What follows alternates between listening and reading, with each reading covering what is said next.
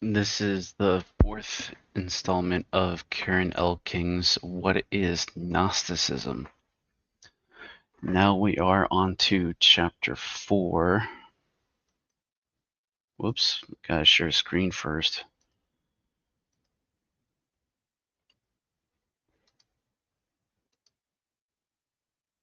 Here we go. Chapter 4. Now we're starting to get into the thick of it, I believe. Harnack's position was very eclectic, to say the least. Obviously, a lot of denominations would call it heretical, which is kind of ironic. Anyways, chapter 4, the history of religion's school.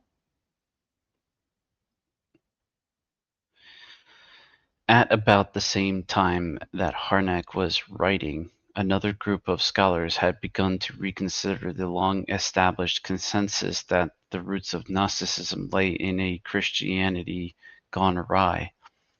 Like Harnack, these scholars held that the New Testament and early Christianity could only be understood against the background of the culture and religion of the Hellenistic world from which they arose.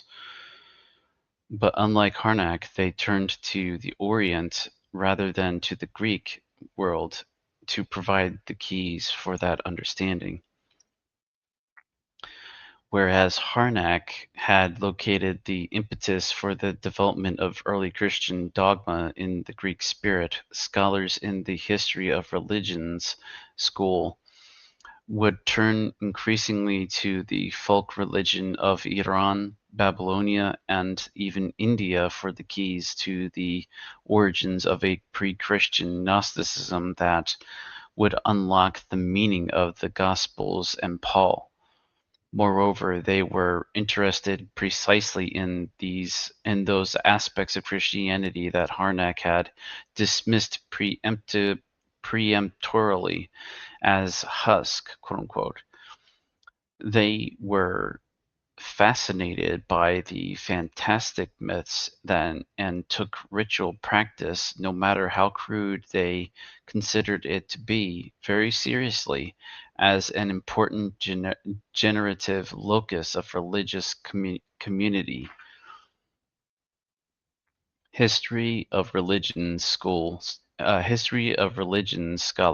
came to the astonishing conclusion that Gnosticism was an independent religion whose origin lay not in deviant Christian heresy, but in pre-Christian Oriental myth and cultic piety.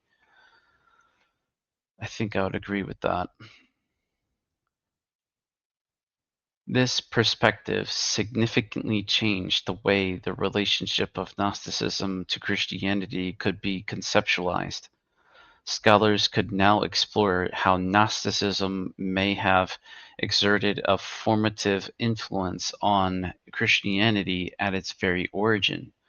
They focused on three particular topics: tracing the title Son of Man, quote unquote, back to its origin in Iranian folk religion, the Gnostic influence on Paul, and the Gnostic background to the Christology of the Gospel of John, calling the word the Logos and all that. The primary method of the history of religions school was motif history, which involved tracing the origin and genealogical development of a particular motif, such as Son of Man, from its earliest manifestation to its most developed form.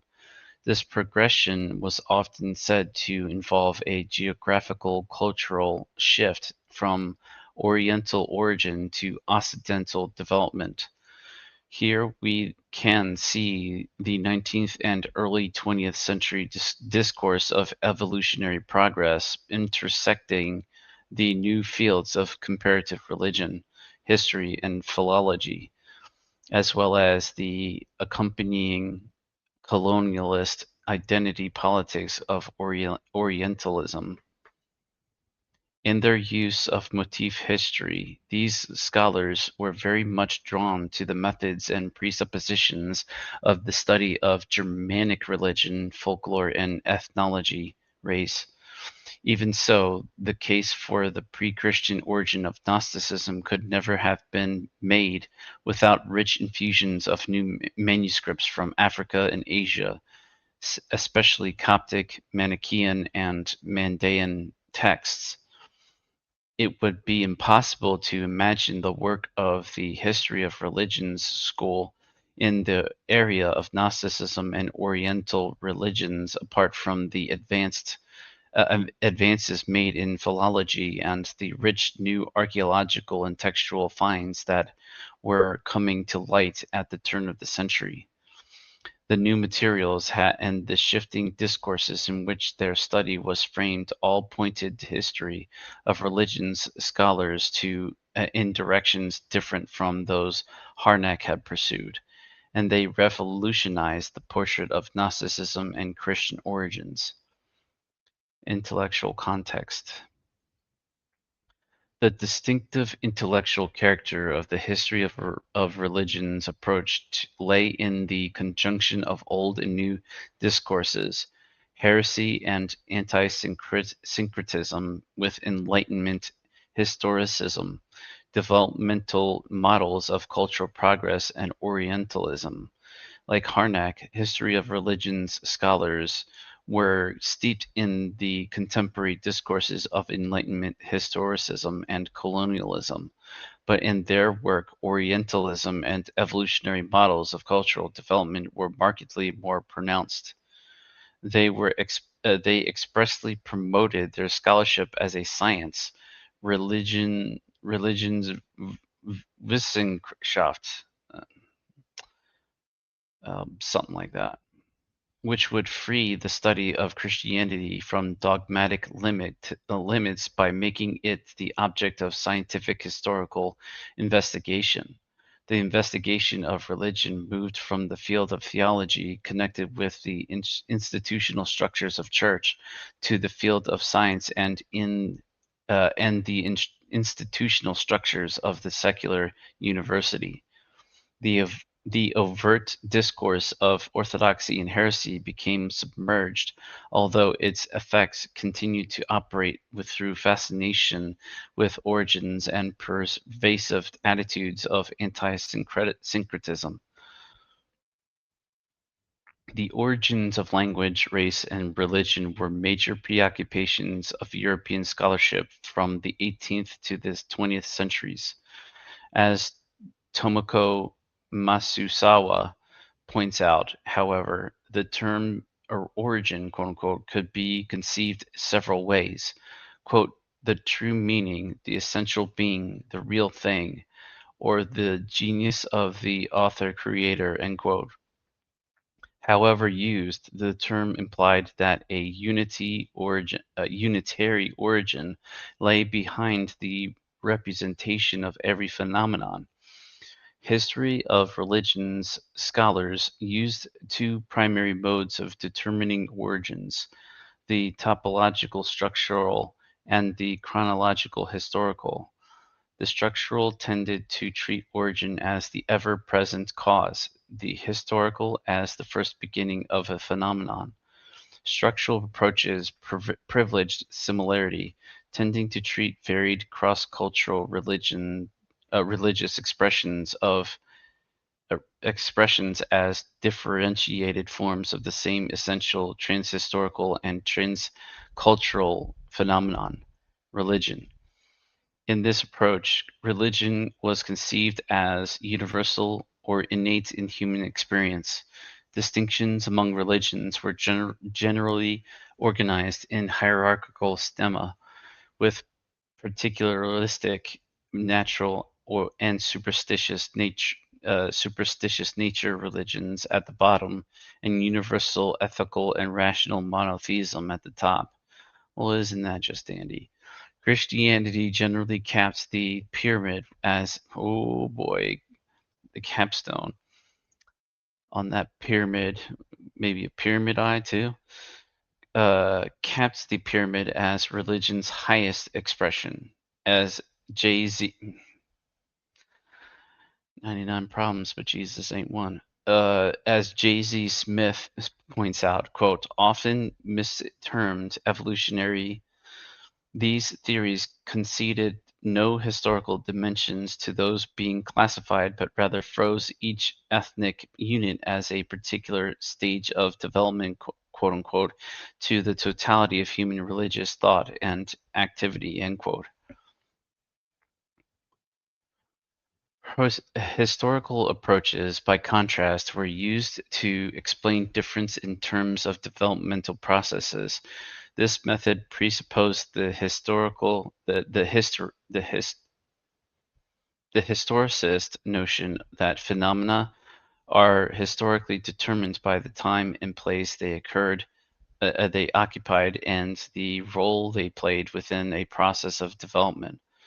Information was ordered into chronological narratives according to one of two plots: decline from pure origins, or stages of progress from primitive origins to ever higher forms of synthetic development. History was often conceived as operating in a teleological mode toward its own ends. The connections among events were figured in terms of causal links in a linear chronology.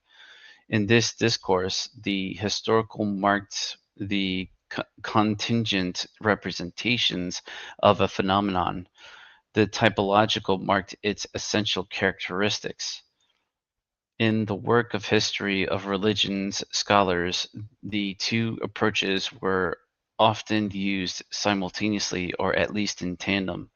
The result, as J.Z. Smith notes, quote, had the effect of blurring the distinctions between questions of truth and questions of origins, end quote.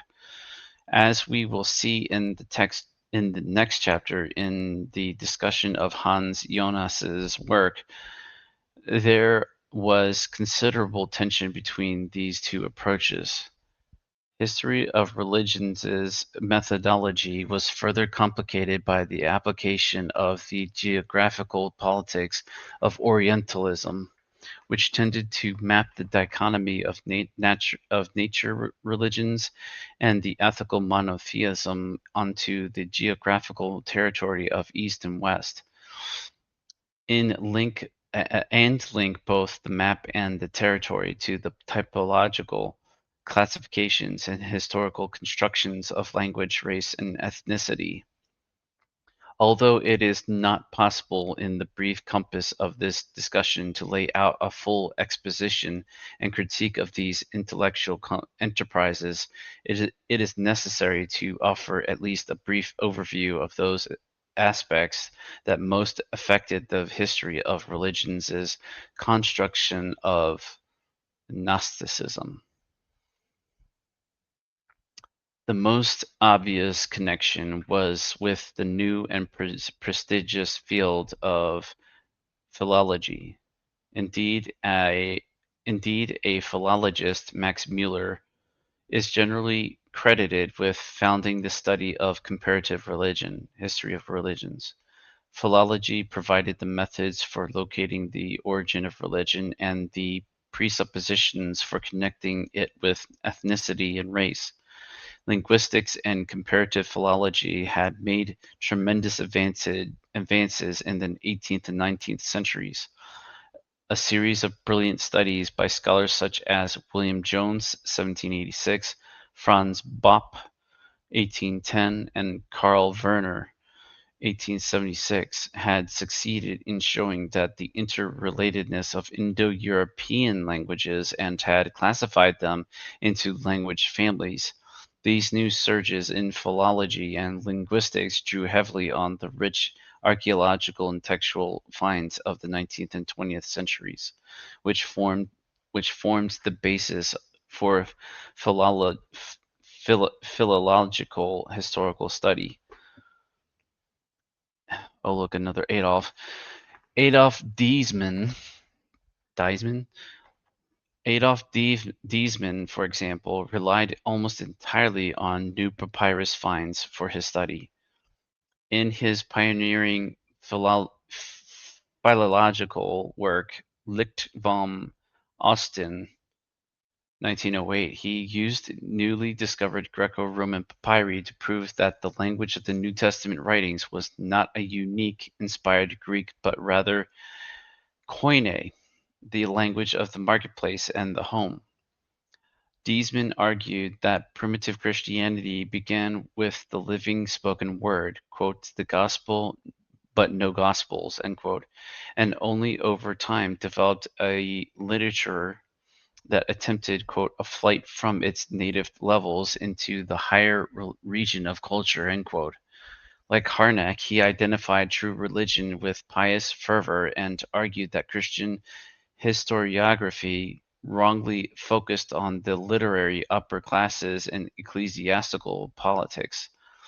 To a greater degree than Harnack, however, he emphasized that in its origin, when Christianity, quote, was still sustained by inspiration, it was, end quote, it was a popular movement with a living connection to its contemporary world.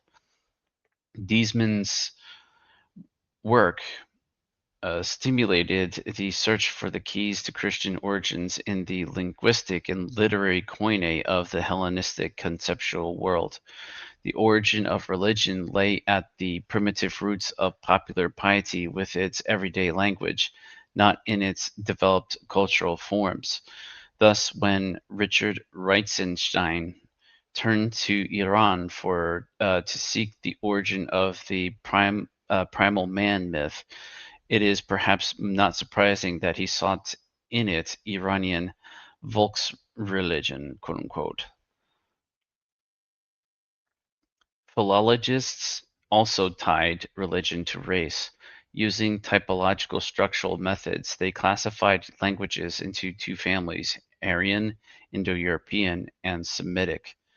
Historical approaches arranged the resulting genealogical stemma of language families geographically and chronologically, associating them with two basic types of culture and religion, each tied to a particular place and people.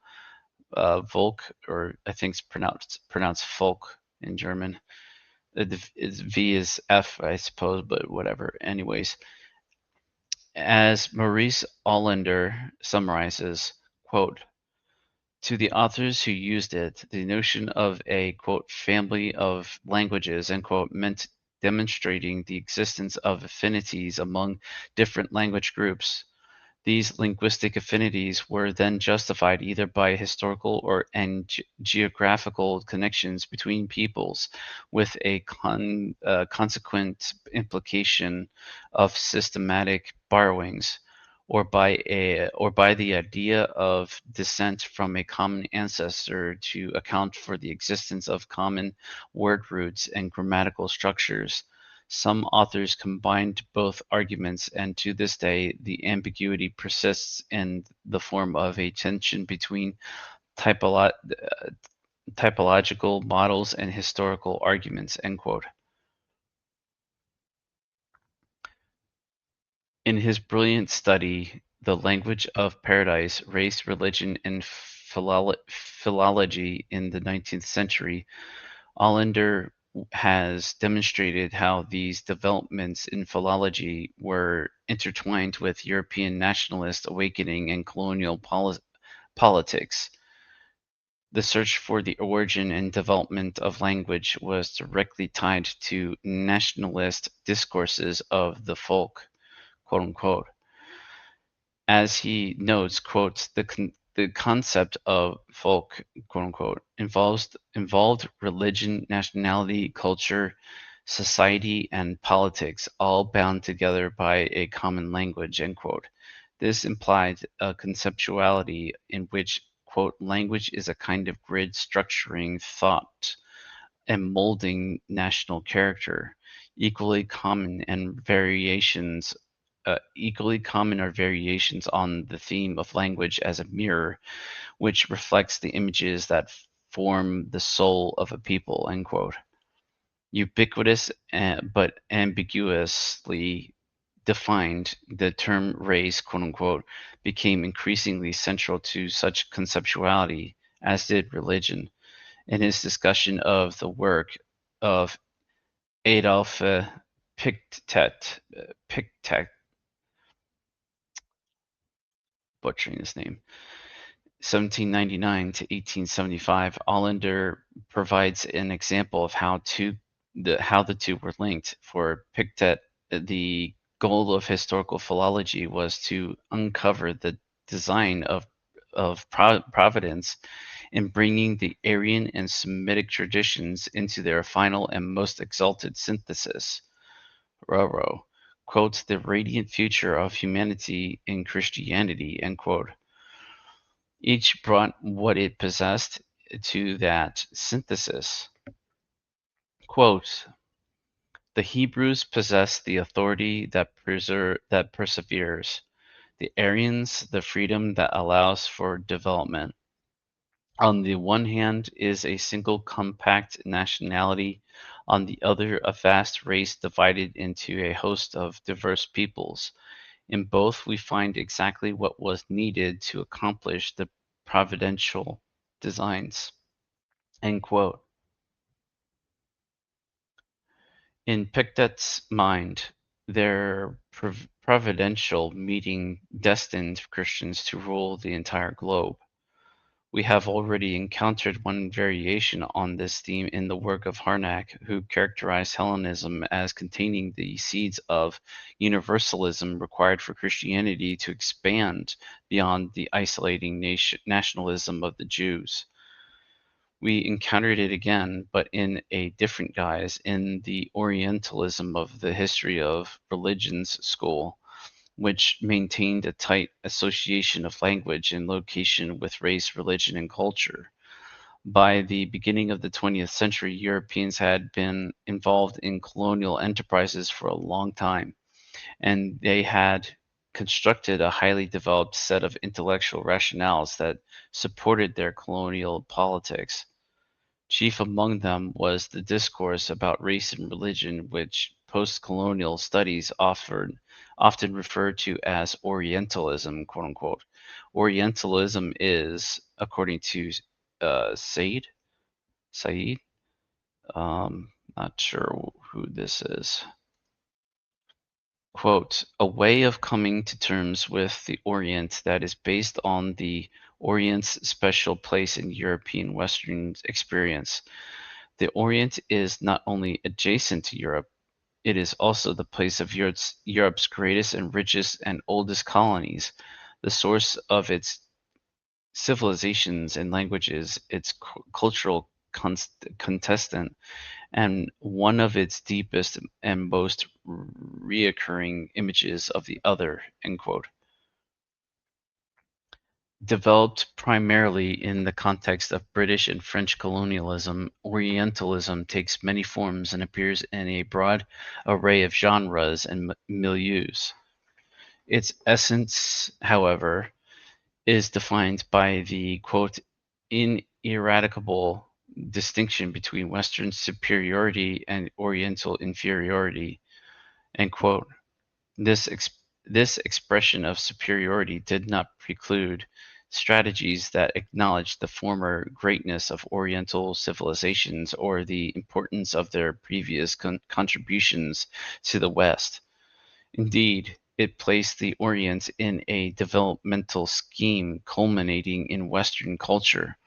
In this way, such strategies could be central to the appropriation of the East, quote unquote, for the purposes of the West, quote unquote. Cough. Orientalism intersected most prominently with philology through the conceptual linkage of the two basic language groups, Aryan and Semitic, with culture and folk, quote unquote. Each culture or people was said to be characterized by a particular soul, quote unquote, expressed in its particular language. Semitic Oriental culture was figured in terms of passivity, stagnation, and stability, whereas Aryan, Indo-European, Western culture was said to be characterized by rationality, dynamism, and creativity. Note that in this typological schema, the actual geography of West and East, which varied from author to author, was less important than the typological characteristics assigned to each. The explicit aim of history of religions scholars was to study religious traditions of the Orient in order to demonstrate their value and contributions to the formation of Western culture, above all to Christianity. Yet even these attempts to appreciate Oriental religions were burdened by the inadequate sociological model of cultural interaction, syncretism, and by the Orientalist framework in which their work was embedded. These limitations are particularly evident in scholarship dealing with Gnosticism. In tracing the origin of Gnosticism from Oriental myth and ritual to its most developed expression in the so-called Gnostic Redeemer myth, history of religions scholars transformed the polemicists' theology of origins into, quote, a history of the primal, end quote. While retaining the conviction that the task of history was to trace the origin and development of a phenomenon, they revised the older view of the ontological and epistemological superiority of origins by plotting the story as one of progress, not decline. They bought deeply into the new comparative typological study of religion that associated true but primitive religious intuition with humanity's earliest condition in nature. They concluded that this intuition aroused primitive feelings of fear and awe that were expressed in magical cultic practices or fantastic myths. Many of these discussions, myth was In many of these discussions, myth was distinguished from other types of narratives by determining its origin typologically, not historically. According to this model, myth originated in the primitive mind and was said to belong to societies at the beginning, that is to say, at the bottom of the evolutionary scale. Hence, the latter and higher developments of scientific logic and Christian ethics lacked myths, because they were often fantastic and scandalous in nature. Myths were dismissed as confused expressions or incorrect explanations about natural phenomena, or as products of diseased language, in contrast to scientific thinking, which sought to explain the world. Myth was a kind of social ordering of the universe that functioned to account for what could not be explained, to guard frail humans against fears of the unknown, or to legitimize social institutions. These discussions relegated mythic thinking to uncivilized others or to the abandoned past, though the discerning investigator could still detect remnants of myth in its contemporary Western society. From such humble origins, scholars were able to trace the development of primitive religious impulses through increasingly complex forms of expression to their final culmination in the exquisite moral, intellectual, and aesthetic sensibilities of Christianity. Once this development was shown, little more needed to be said. Primitive cults and myths required little or no interpretation beyond nothing beyond noting their essentially primitive character. In short, origins and genealogy explained all. Unfortunately, they interpreted little. Questions of truth and questions of origin blurred and coalesced. Although the associative genius of the history of religions scholars was intellectually brilliant, it was a disaster sociologically and historically. They understood cultural interaction basically in terms of syncretism, by which they meant the borrowing of a discrete element, motif, quote unquote, from one culture by another. The goal of motif history was to identify the original location of the motif in some primitive nature religion, and then trace its path through various stages of syncretic borrowing. In practice, the analysis started from the latter work, determined which of its elements belonged to earlier pure traditions, Iranian, Greek, Jewish, and even Gnostic, and then worked backward to posit the site of primitive origin. The result, however, was presented in terms of a genealogical schema beginning at the origin and tracing the sequential addition of each discrete element forward to its culmination in the fully developed phenomenon. Scholars accounted for differences between the original motif and its later occurrences by suggesting that the primitive element had been disguised, transformed, or somehow altered in the process of its development. It was the task of the history of religions scholar to unmask the primitive form, reveal its concealed development, and represent the true history of the motif. The early history of religions scholars who investigated Gnosticism focused almost solely on locating original Gnostic motifs and tracing their genealogies to the developed forms of second and third century systems.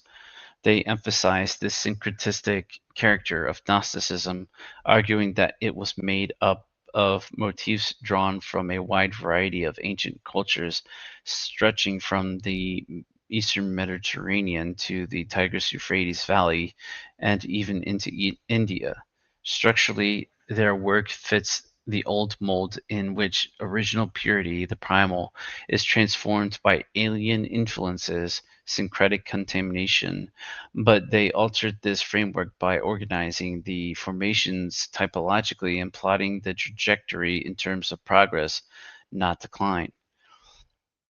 Scholars now consider the historical method of tracing motifs to be irremediably flawed because the analysis did not give sufficient attention to the shifting meanings and uses of motifs throughout shifts in their historical, intellectual, and sociological contexts.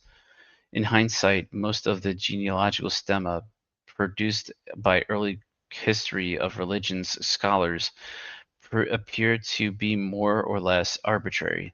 The association of a motif in one context with a similar motif in another context did not expose the dynamics of historical change.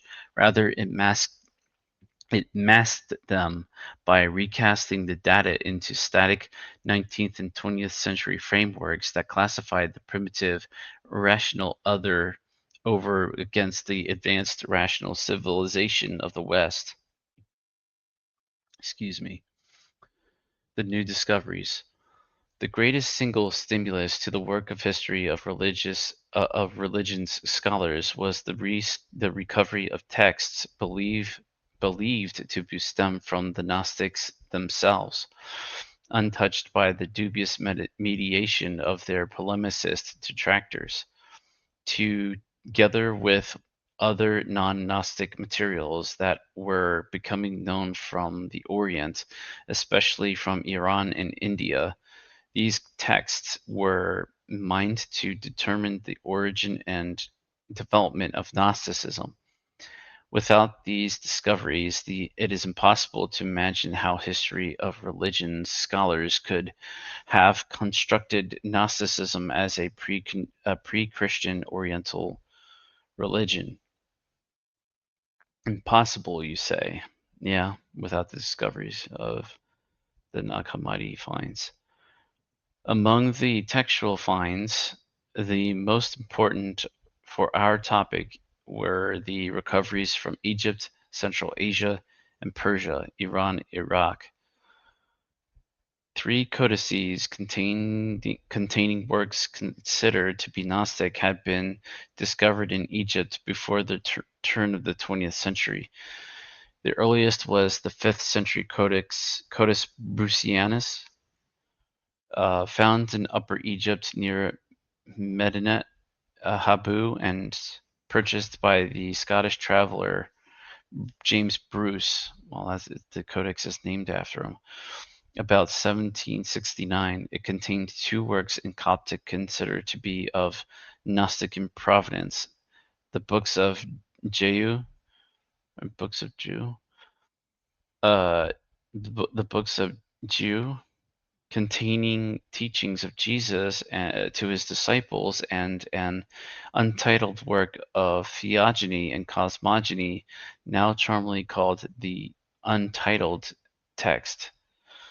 Another codex was purchased in 1772 by A. Askew, the London physician after whom it was named. Oh, brother. Codex Ascanius.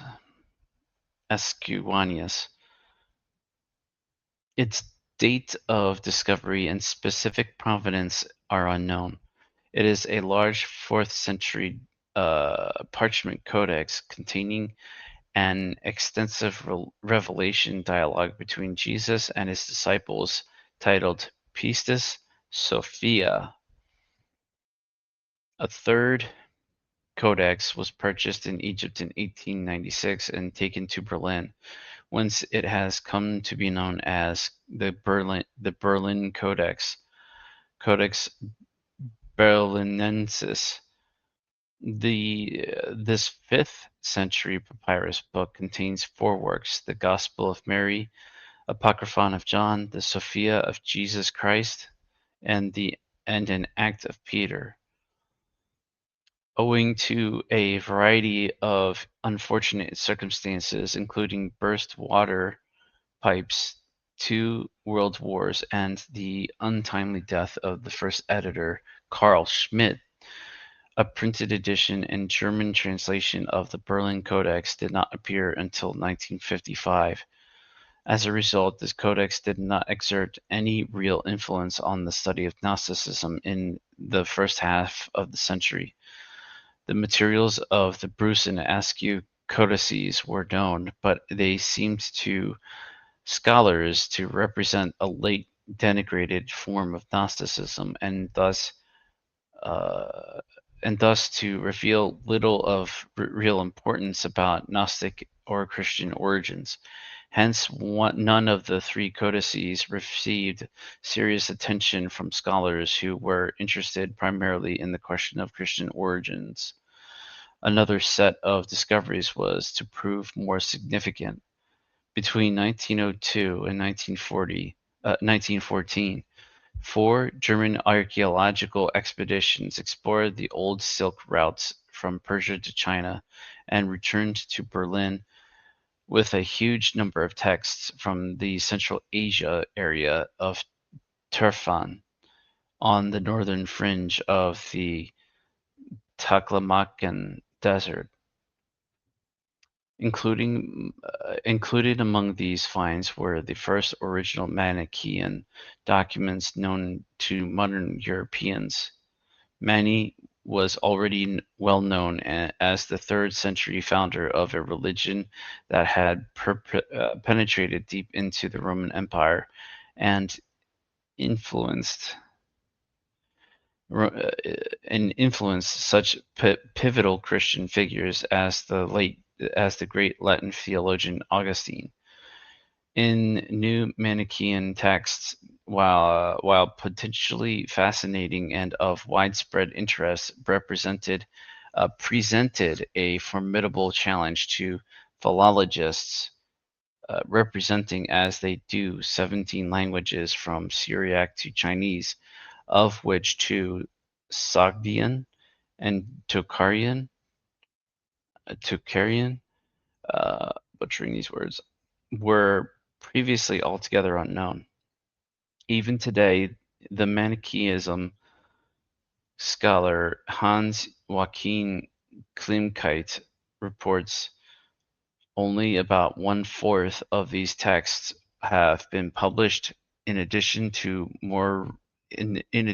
the more recent discovery and 1988 publication of the Cologne Mani Codex containing information about the early life of Mani, located the root of Mani's religious background among the Jewish Christian baptizing sect of the Elkasites, something like that, whose founder preached around 100 CE in Syria. This codex clearly demonstrated that Manichaeism is not a particular interest for the early period of Christian beginnings.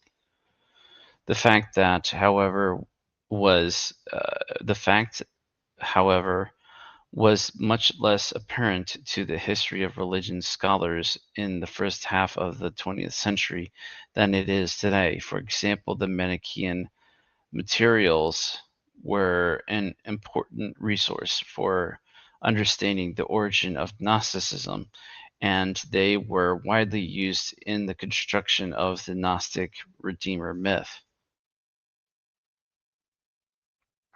And yet, the sources that were to have the greatest impact in shaping the direction of early history of religion's scholarship on Gnosticism came not from Turfan, but from the literature procured from the living community of the Mandaeans uh, in the area of Iran and Iraq. For centuries, the Mandaeans had lived in the marshy areas along the lower Euphrates and Tigris rivers. And excuse me, excuse me. And in Khuzestan, along the Karun River, there they survived, forced to sequester themselves from various afflictions by Persian and Islamic rulers. Today, their situation has become increasingly precarious. Europeans had known of the existence of the Mandaeans since the 13th century. Around 1250, the Italian traveler Realdus drew upon his travels in the area to produce an accurate account of Mandaean life and practice. In the late 16th century, a Jesuit mission from Portugal came into contact with an extensive community living in Basra and the neighborhood area of Khuzestan is in Iran, whose members called themselves Nazarai de Ahya, Nazarenes of John, quote unquote, or Mandai, which might be translated as Gnostics, quote unquote, people of the Manda, quote unquote, or quote believers in Manda Dihaya, end quote.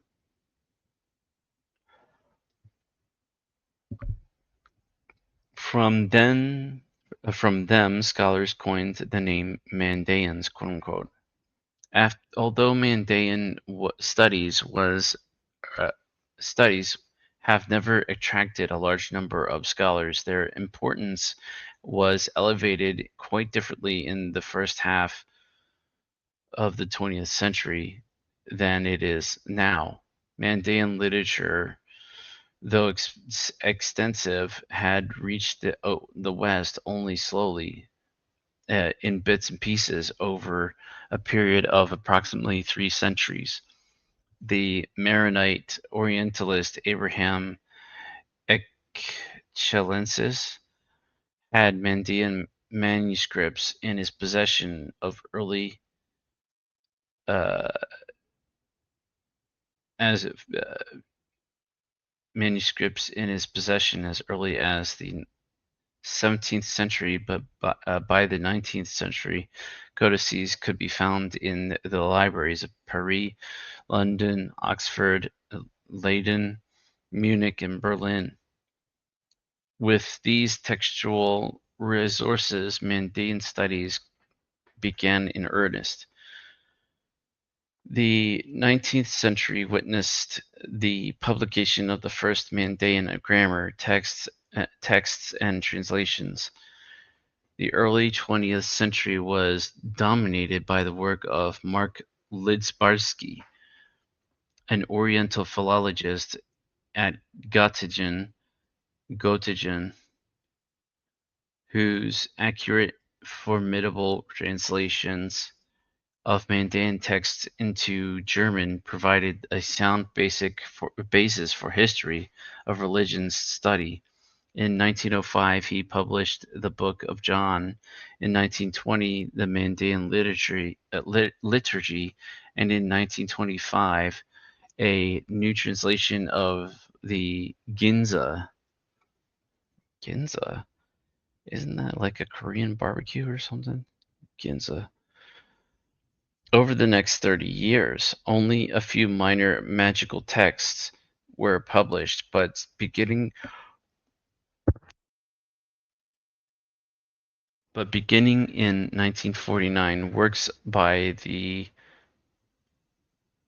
amateur anthropologist Lady Drower began to appear. Drower was the first Westerner to gain the confidence of a Mandaean group, and with it access in a wealth of unpublished literature. She also secured the rare opportunity to observe Mandaean ritual and cultic practices. Her work continues to play a central role in the study of Mandaean religion. Together, these materials provided history of religions scholars with the resources for a generation of industrious labor, including the invention of the Gnostic Redeemer myth, the Oriental roots of pre-Christian Gnosticism. The impact of these new sources on the study of Christianity was felt almost as soon as knowledge of them became available in European scholarly circles. In 1750, Johann David Michaelis published an introduction to the divine scriptures of the New Covenant. The book was primarily concerned with a discussion of the historical problems of the New Testament, including textual and source problems. But his discussion of the Gospel of John led him to suggest, quote, that John had taken the word, quote unquote, as an expression for the divine person, from the divine person, which between to note the affinities between the Gospel of John and Gnosticism, and to note the affinities between the Gospel of John and Gnosticism, and to propose that the Mandaean-styled family disciples of John the Baptist. Where was I? He was thus the first to note the affinities between the Gospel of John and Gnosticism, and to propose that the Mandaeans, styled as disciples of John the Baptist, had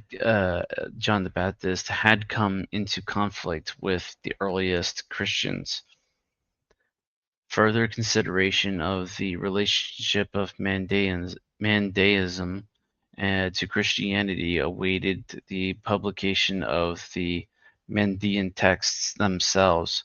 Wilhelm Brandt, in Die Mandaeischen Religion, 1889, published the first critical historical study to make extensive use of the Mandaean materials, especially in the right Ginza. He argued that the oldest layer of Mandaean tradition was pre-Christian, but because of the strong anti-Christian and anti-Jewish polemic in the Mandaean writings, he felt that this tradition might have originally been pagan, a polytheistic type of quote uh, Semitic nature religion, quote unquote, that contained various rites, water rites, including baptism, that eventuality that eventually merged with Chaldean philosophy, quote unquote. He envisioned a Babylon rather than a Jewish or Christian origin for the sect, arguing that the Greek, Jewish, Gnostic, and Persian concepts have been enduring the long history of its development. The Jewish contribution included the Greek, Jewish, Gnostic, and Persian conceptions that conceptions had been added during the tendency to monotheism, which is present in various uh, sections of the text. The final result of Mandaeism. In a later work, Brandt proposed that the original home of the Mandeans should be sought between the John and Aleppo.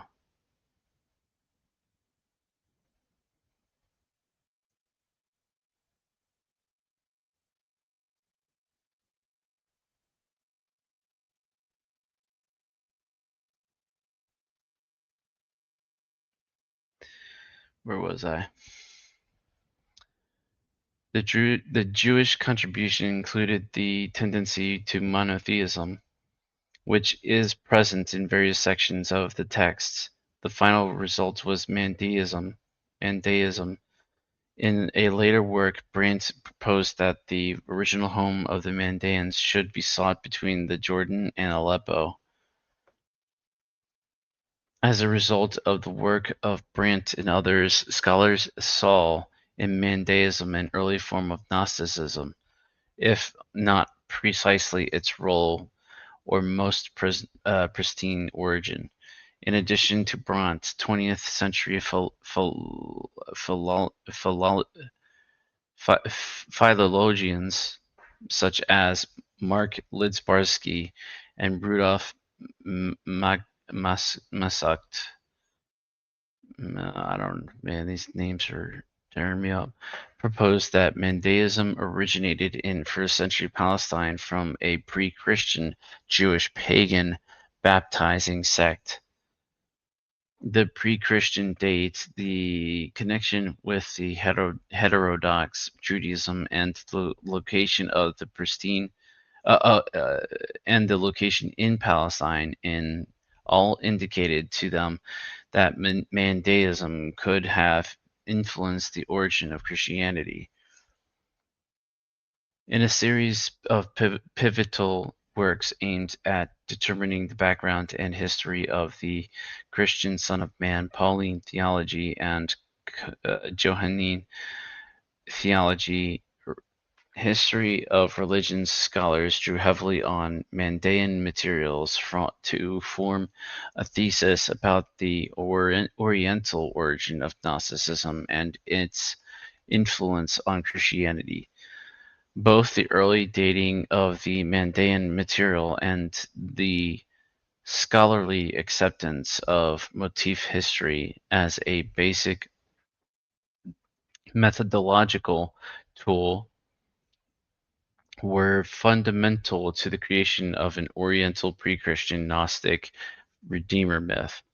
We can illustrate further development of this line of scholarship by examining the work of three preeminent scholars in the German history of religions schools: Richard Reitzenstein, Wilhelm Busse, and Rudolf Bultmann. Richard Reitzenstein. The most radical of the three scholars was the classical philologist Richard Reichenstein.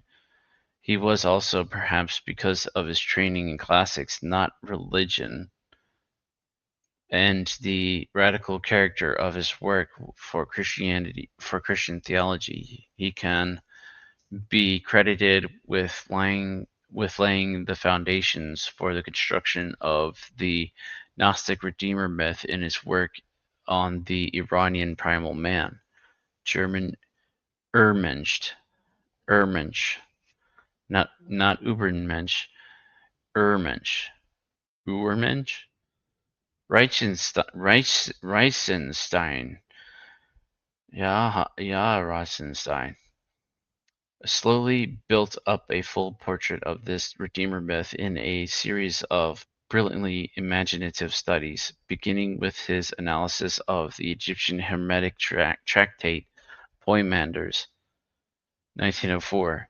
In this work, he claimed to have found the basic outline of a non-Egyptian myth of the primal man, Greek anthropos, to that could be traced back to an Oriental gnosis and connected to the New Testament Son of Man.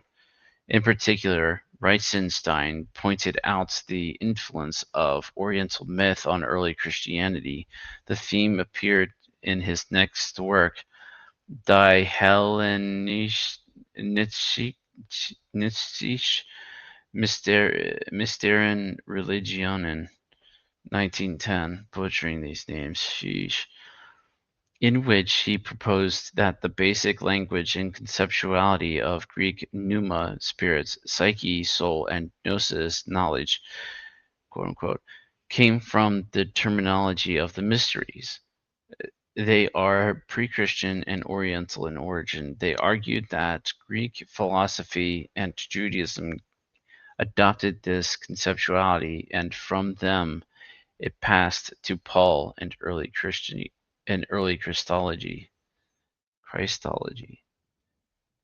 The concept that had the greatest influence on Christianity and other religions, according to Reitzenstein, was the Iranian view of the soul and its connection with the primal man. Since the primal man abides, since the primal man abides with his members in matter, and since he himself abides in the kingdom of light, he is the soul, and at that same time its savior, and is moreover the entire deity, since he has unified himself with it. End quote. In his next work, uh, that's a mouthful. I'm not even going to try to pronounce that. My apologies. That book, 1910, he supported this thesis with the evidence from Mandean texts. He equated the Mandean savior Manda de Heiji, quote, knowledge of life, end quote, with the primal man, who is in all people as soul, and who must be saved. He is the redeemed redeemer, quote unquote, by identifying the soul with the primal man and the primal man with the redeemer. Reichenstein constructed a myth in which the fall of primal man into matter, was equated with the situation of the soul in the world. But since the primal man and the Redeemer were the same figure, it also meant that the Redeemer himself was in need of redemption. Well, isn't that a friggin' twist? The divine soul, he argued, found itself in an analogous situation. It was already divine by nature, but it required a Redeemer to awaken it to knowledge of itself. In this notion of a redeemed redeemer, Reichenstein presents the core of what would come to become known as the Gnostic Redeemer myth. Reichenstein continued to enlarge upon these ideas in Iranischer Erlösungsglaube, end quote, quote unquote, 1921, in which he considered especially the new Manichaean and Mandaean materials. Here the genealogical direction of his thesis became entirely clear. Reichenstein posited that that the basis of the Manichaean and Mandaean religion lay in Iranian popular religion, Volksreligion. Their teaching on the soul and salvation was Iranian in all its essential aspects, including the myth of the redeemed Redeemer. Quote, for the Mandaeans and Manichaeans, salvation is basically only the coming of the messenger and his proclamation. He is the light that descends into darkness. Earth and hell converge in the concept. Is the divisive thing. So he himself falls into their mystery and can leave again only by calling upon God. The primal man or primal soul is both redeemed and redeemer, according to the Manichaeans. This is shown to have a number of Mandaean texts. He reserves for himself the sending of a helper who calls him if he is sleeping, heals him if he is wounded, frees him if he has been imprisoned. When we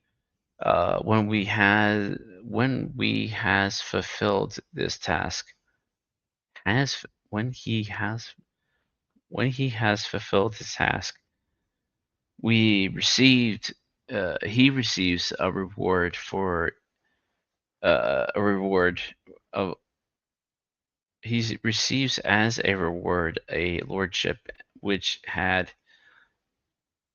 uh, not previously possessed. Having thus established the decisive influence of Iranian salvation teaching on Mandaeism, it at least to his own satisfaction, Reichenstein then turned the problem of the origin of Mandaeism in its relationship to early Christianity. Although he deepens on Lidzbarski's philological work in attributing a West schematic pre-Christian origin, pre-Christian, where am I?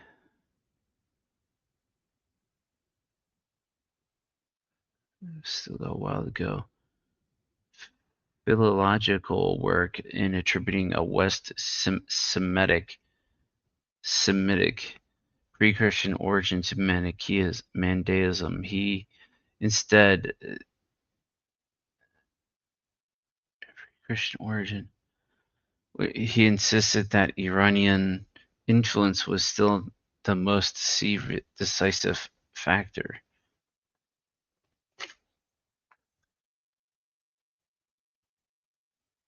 Here Reichenstein stands in sharp opposition to Harnack, who posited that the ruling force in Gnosticism was the Greek spirit.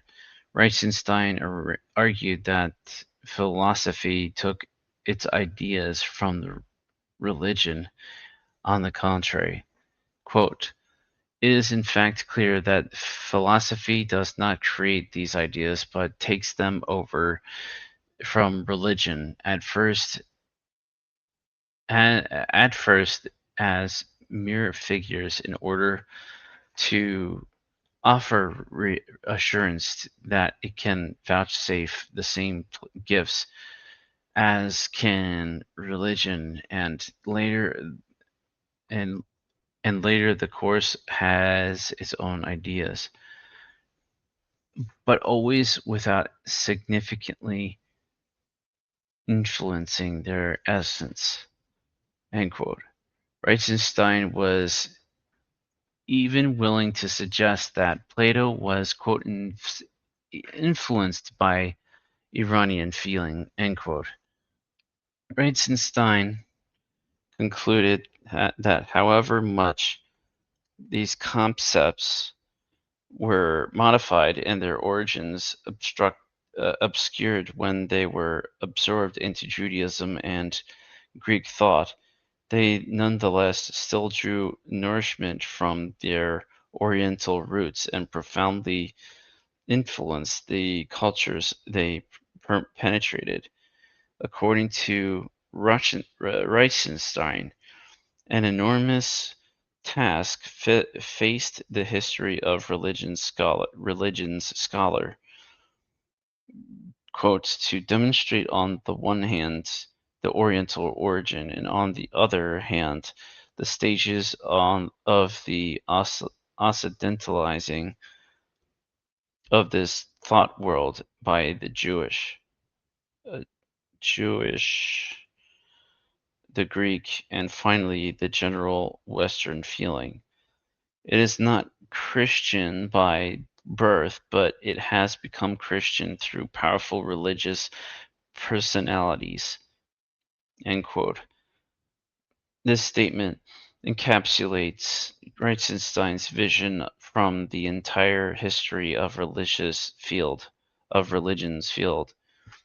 He affirmed the fundamental contributions of the Orient to the West, but at the same time reproduced the discourse of colonialism by proposing that the primary task of the history of religions should be to chart the intellectual colonization of the Orient by the West. In order to demonstrate how early Oriental influence had penetrated into Palestine, Reichenstein focused persistently on the prominent anti-Jewish and anti-Christian polemic of Mandaean literature, which told the destruction of Jerusalem by the Mandaean savior Hibil, and the expulsion of Jesus from the Mandaean community. For Reichenstein, this anti-Jewish polemic proved that the Oriental influenced proved that the Oriental influence was pre-Christian. Quote, only hate that is close at hand in time and place can speak in such a manner, end quote. In addition to, he would argue contra Brandt and Lidzbarski that the ancient Christian material of Mandaean literature was not a latter 4th or 5th century insertion, but derived from the time of Christian origins. He held that the Mandaean texts prove that Jesus, like John the Baptist, was once a member of that baptizing heterodox Jewish sect. Lidzbarski, he claimed, had already been separated by the fact when he argued on philological grounds that the ancient designation of Jesus, Ho Nazarios, cannot be derived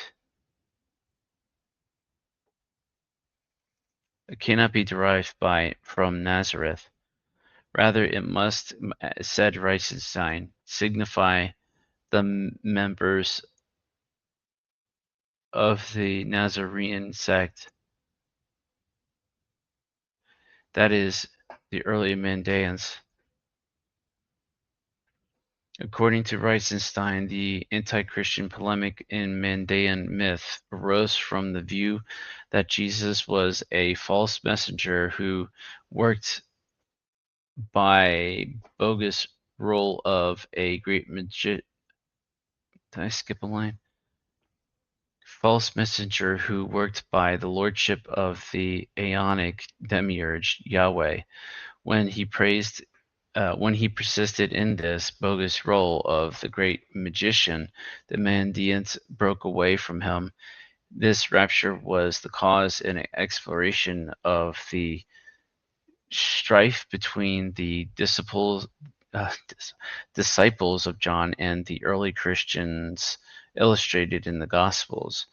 But, and this is the crucial point, although the early Christians split off from Nazarene Mandaean group from the Nazarene Mandaean group, they took over many of the Iranian conceptions that had already influenced Judaism. Reitzenstein was now in a position to answer the question of where the Christian title Son of Man, Bar Nazca, or simply man, Son of Man had come from, and how it was to understand. Not surprisingly, he suggested that the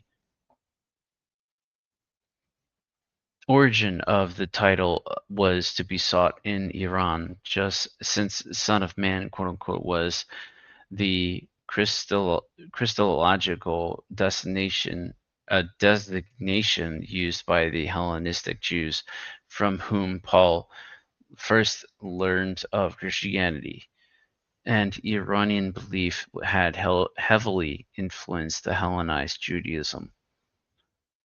In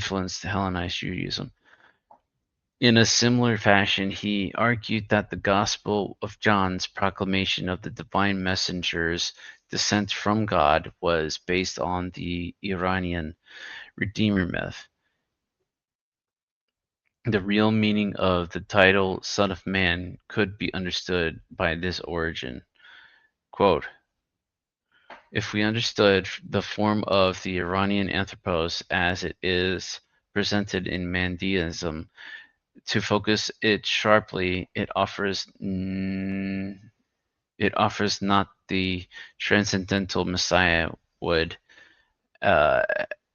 the transcendental Messiah who has come down in order to judge, but the homeless citizen of the world of light, who, while standing in connection with the Father, held the mission. So it's like, where am I?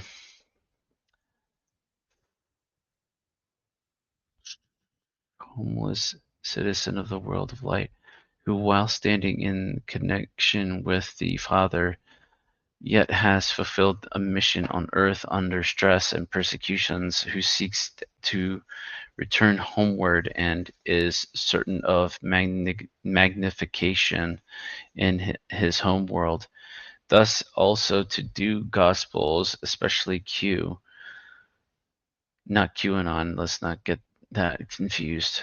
The manuscript Q, I believe, point to self-designation as Bar Nashka in those places in which the earthly lot of Jesus or others, Jesus or the other explanation. Where am I?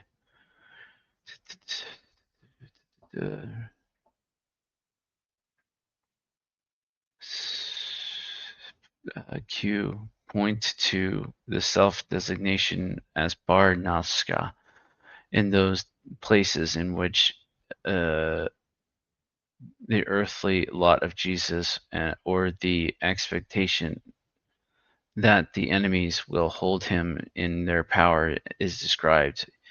They have, as Wellhausen once observed, a religious superhuman significance to dispute the self-designation. That he in other places had power can hardly be doubted any longer. But I conclude through this that the rock hard faith of the disciples in the resurrected one. So where's it ended? The resurrection. Uh,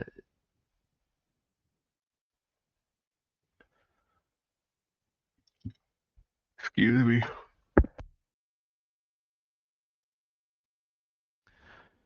A religious superhuman significance to dispute the self-designation that he, in other words, places power can hard places had power can hardly be doubted any longer. But I conclude through this that the rock hard faith of Doug, the rock hard faith of the disciples in the resurrected one is only conceivable if they had in life already plainly seen in him more than in that more than a man, so that the bar nashka in him became ho Christos.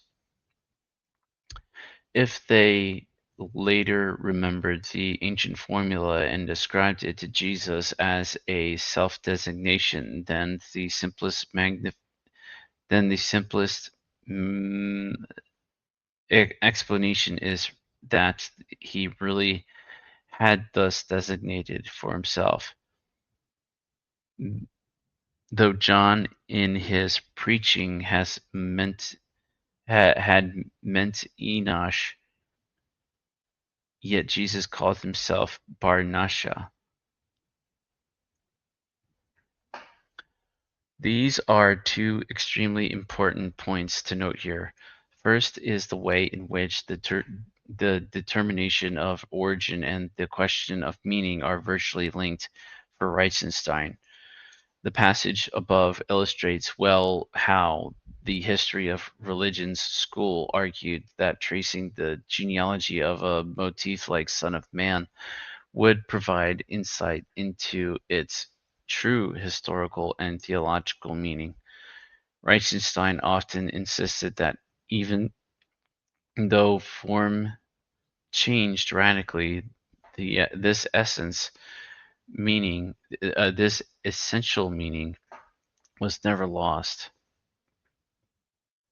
The second point to note is that although Reichenstein often spoke of influence in a very general fashion, in fact he could not conceive that such influence occurred other than through written texts. His argument for the Mandean's origin of the Son of Man designation presents a good example. He based this astonishing thesis primarily on an apocalypse that he reconstructed from portions of the Ginza on the basis of a comparison with Matthew chapter 23, verses 34 through 39, and book 2, verse 5, Luke chapter 7, verse 22. He claims this apocalypse was a literary precursor for Lige of the synoptic gospel source Q. As we will see in the text in the next chapter, this source analysis was seriously flawed. Reichenstein's work had placed him in the midst of a theological debate over the meaning and use of Son of Man. He concluded words in which he expressed an apparent intention to withdraw from the theological issue that he had brought into such sharp focus. His, indicate his awareness that he was treading on sensitive ground. quote. Clearly these conclusions deal with the historical explanation, not religious valuation. Something completely different has sprung from the Enosh of John to the deepest being of a new religious personality who is no longer the judge of the world, but who can spare the individual, but the Savior who led pure but the Savior who led humanity back to God through his example and teaching without about the living Father. We have only explained the formula and the connection of the apparently wider transcendencies of some form, and this is indeed enough. And that is indeed enough. No doubt it was more than enough for some. After all, Reichenstein had concluded that Jesus had originally been a Mandean Gnostic, at least until the Mandeans rejected him as a bogus magician. Basic components of Christian conceptuality in Q, Paul, and the Gospel.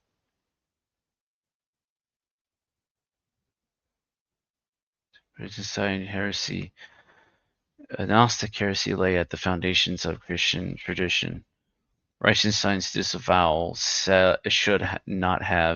should not lead us to mm, should not lead us to think that he was uninterested in Christian origins. By his interest in Gnosticism lay precisely in how it would illuminate them by reversing the chronological procession of Gnosticism and Christianity. He includes the importance of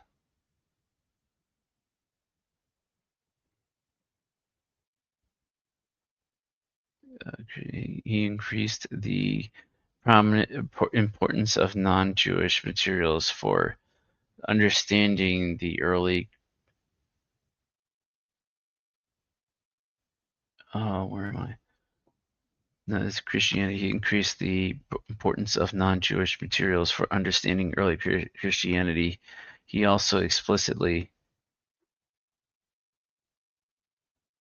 argued that his historical explanation, quote unquote, was not religious valuation, quote unquote. The very fact that he thought the two could be separated suggests a conscious attempt to distance himself from the discourse of heresy, in which the two are most intimately linked.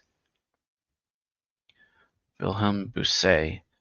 Wilhelm Bucer was a contemporary of Reichenstein, and their scholarly production intersected at various points. Bucer, however, was neither a classical philologian nor an Orientalist, but a New Testament scholar.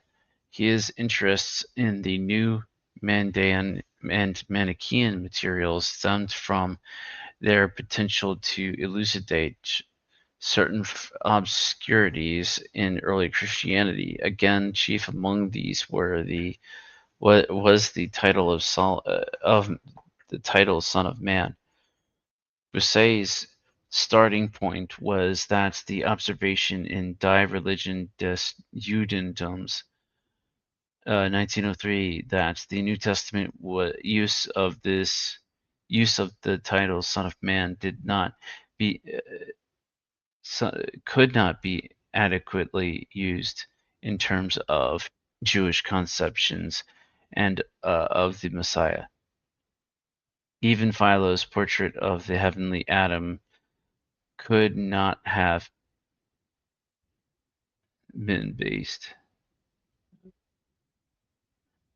Adam could not have been based solely on the Genesis narrative. So Bucer turned to Gnostic, Mandaean, Manichaean, and Kabbalistic sources to determine the term's origin and meaning.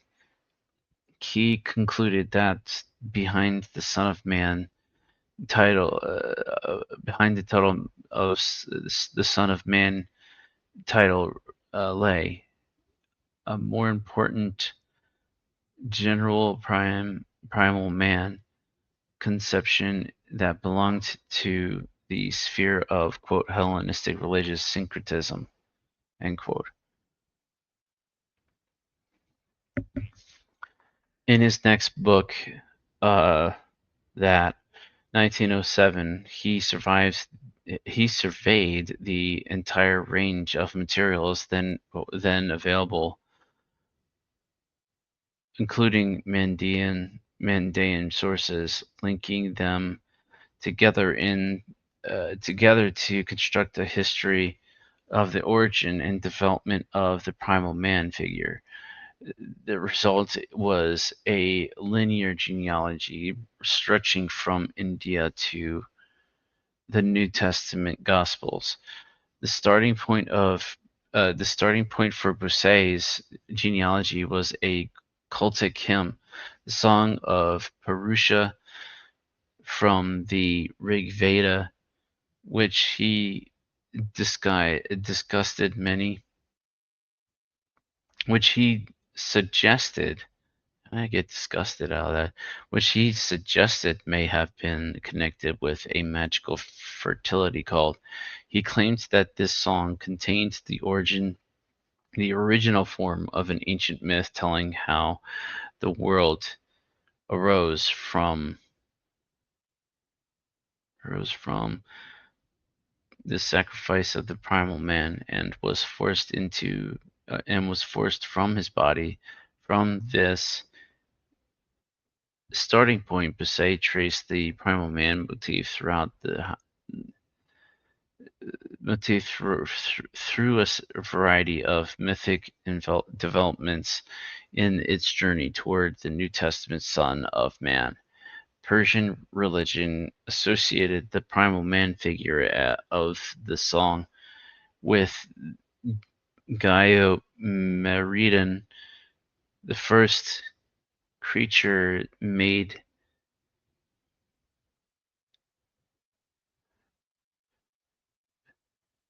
primal son of man.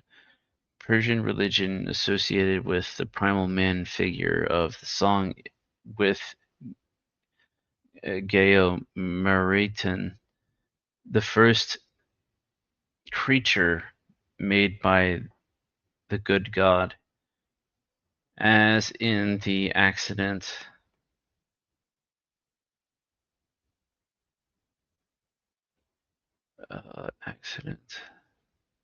as in the ancient Sanskrit song. The world has said to be born from the body of the primal man, but according to the Persian myth, creation occurred only after he had suffered death at the hands of the evil spirit Ahriman.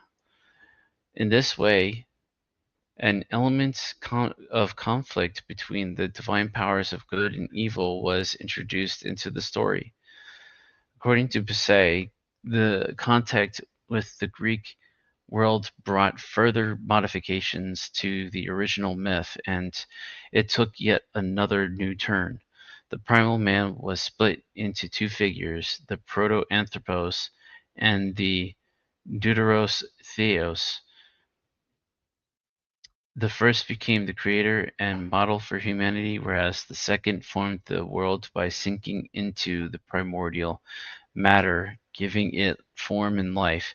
This split, claimed Bousset, was exemplified in Plato's Timaeus, with its two divine creative forces, the demiurge and the world soul, and it could be traced through the Hermetic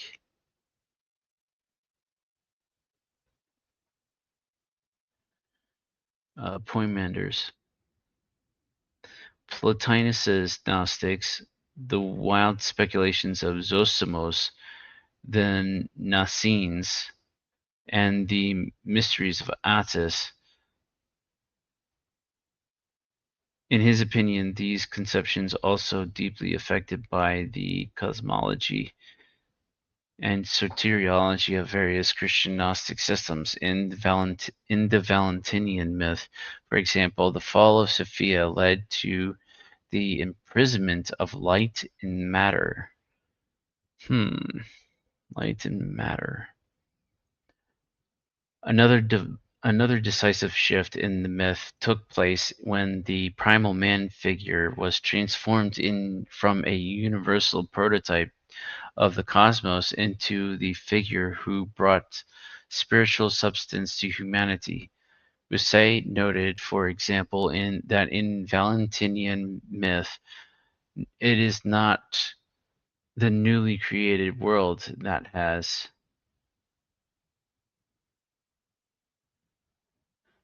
it's not what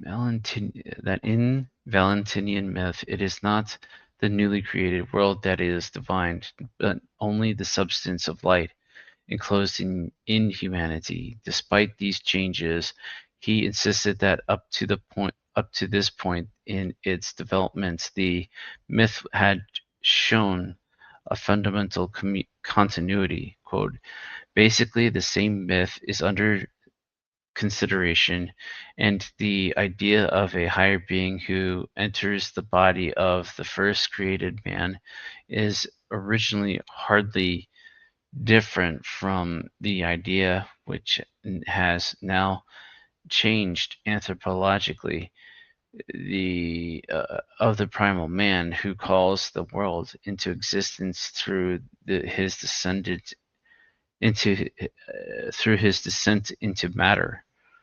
End quote.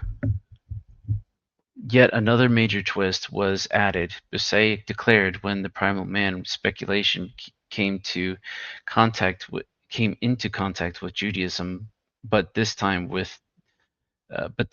twist was changed the myth that quote it was hardly recognizable end quote. In Judaism, the primal man became an eschatological figure, quote unquote. His primary activity was accomplished not in the beginning but at the end time, so that he gradually coalesced with the Jewish figure of the Messiah. This twist takes us a full turn back to Philo. It is now comprehensible, said Bossuet, that the Deuteros Theos, a prominent figure in the primal man speculation of Philo, should appear in Hellenistic Jewish theology. Moreover, this eschatological figure may have been further influenced by the Indian Yama or Iranian Yaman sagas, in which the first man, quote unquote, was the prince of the underworld and judge of the dead. This development, Bossuet claimed, may thereby have further influenced the depiction of the Son of Man as judge of the world. With this final refinement, we have arrived at the New Testament Son of Man, a divine cosmic figure who comes in the end time to bring salvation and to judge the world.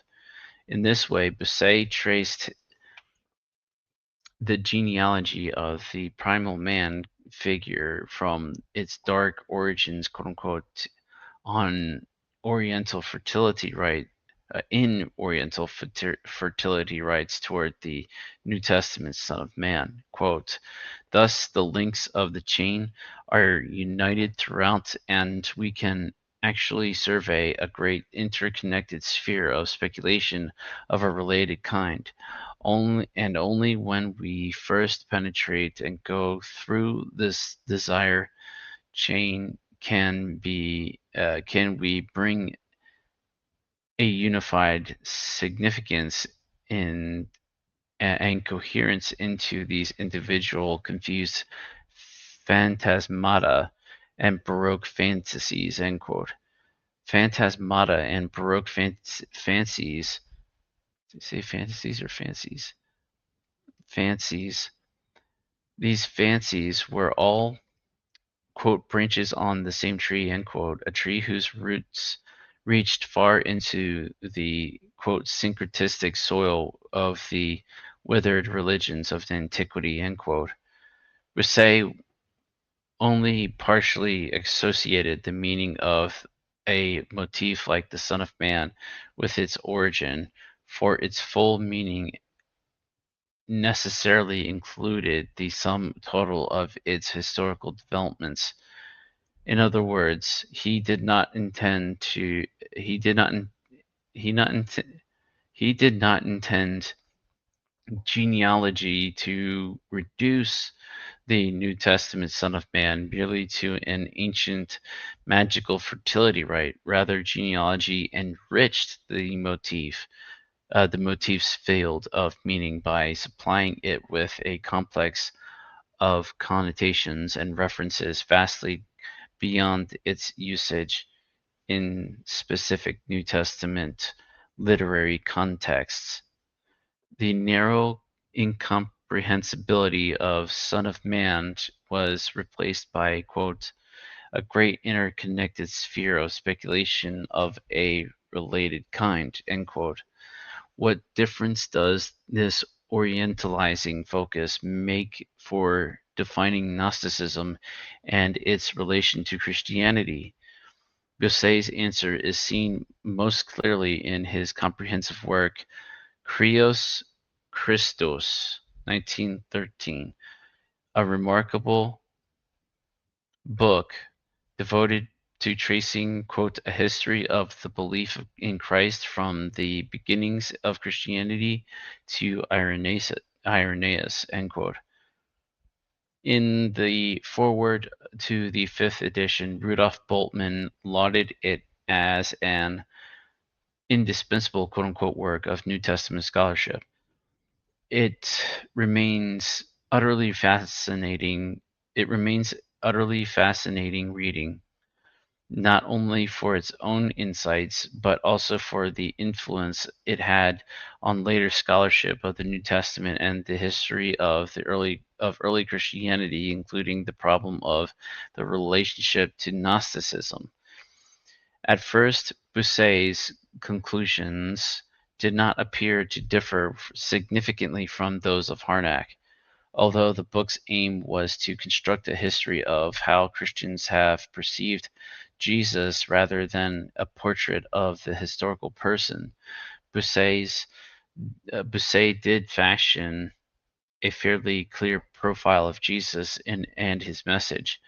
His Jesus was a heroic figure with a daring faith in God that led him to stand uncompromisingly against the false piety of his day, living in simple trust of God with a relatively carefree attitude toward the things of the world. Jesus preached the kingdom of God, taught an ethical religion of forgiveness, and advocated human relationships uh, of righteousness, love, mercy, and reconciliation. Where then did the gospel portrait of Jesus as the miracle working Messiah, the heavenly Son of Man, the Lord and Judge of the world, and the fulfillment of prophecy and history come from?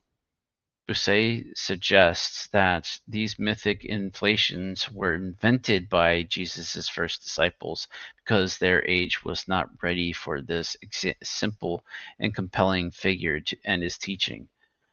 The, quote, purely historical actuality, end quote, of Jesus alone would not have made an impact. People needed to have a touched up, glossy photo of Jesus because they lived in a time when eschatological fantasies, miracle workers, prophets, devils, and demons reigned in the imagination. But Bossuet excused these excesses, claiming that despite all the fabrication and elaboration, the quote eternal and universally valid end quote remained visible in the foreground of this fantastic Jesus.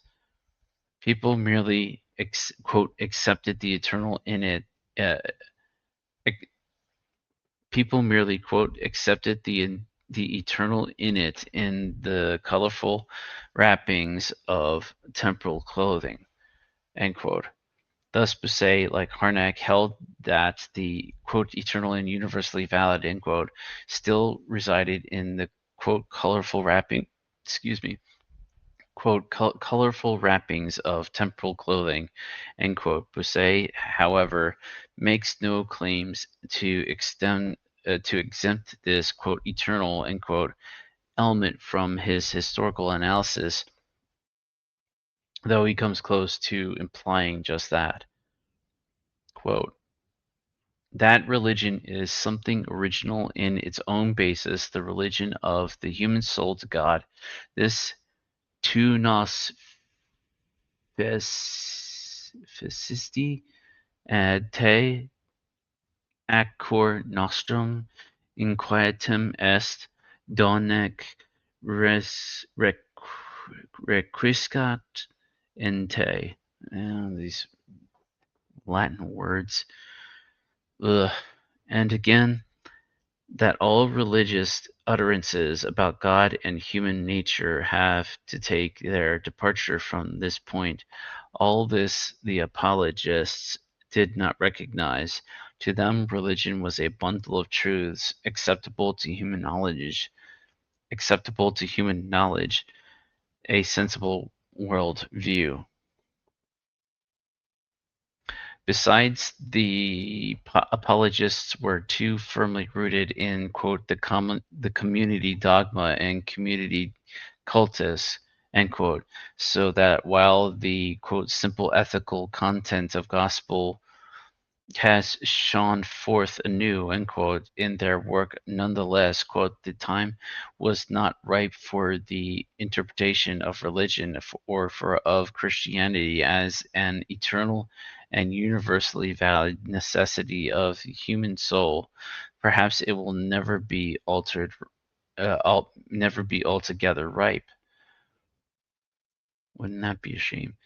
Here, Bossuet affirms that even though he could show the historical background of Christian ideas in the pre-Christian Orient, that fact did not simply that fact simply that fact did not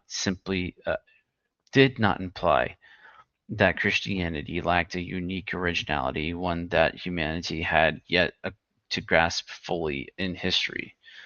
In Kyrios Christos, Bossuet was less interested in distinguishing the eternal elements of Christianity from its dogmatic forms than in determining what the Palestinian primitive community meant when it said that Jesus was the Messiah.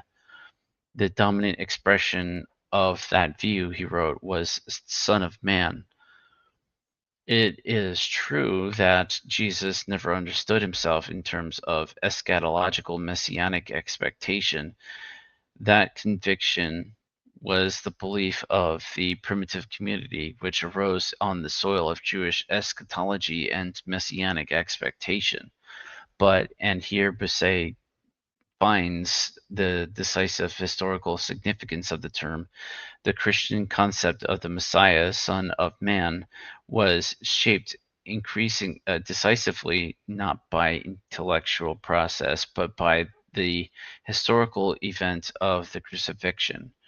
Bossuet is very firm that in this conviction, quote, the Jewish transcendent Messiah picture of the Son of Man and the historical experience of Jesus' suffering and death completely suffice in and by itself to account for the messianic faith of the first Christian community in its genesis, end quote. In Bossuet's view, It was precisely this affirmation of the crucified Jesus as the Son of Man, as the Messiah, Son of Man, that defined the confession of the primitive Palestinian church and marked both its deepest intimacy with Judaism and its most decisive departure from it. But at this point, Busse hesitated, or is it Bauset? Oh man, I don't know how to pronounce these names. His genealogy of the Son of Man in that uh, book had tied the titles used in Judaism to Oriental speculations about the primal man.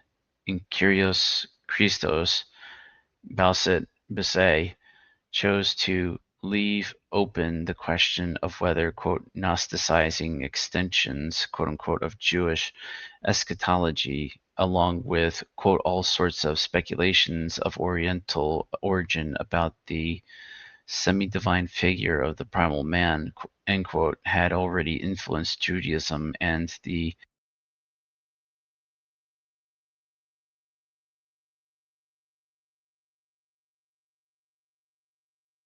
it came off again, and the Palestinian Christian community, or whether these elements entered first with the decisive move of Christianity out into the Hellenistic world. At other places in the book, however, it is clear that Busse regarded Judaism at last qua the Old Testament as part of quotes the genuinely Christian milieu, end quote, in a way that excluded Hellenistic piety, quote unquote. In the end, then, his position closely approached that of Harnack, though for different reasons and on different grounds. Both ultimately privileged uh, the gospel of Jesus and the primitive community from any Hellenizing or Orientalizing influence and managed to set them at an ambiguous distance from Judaism.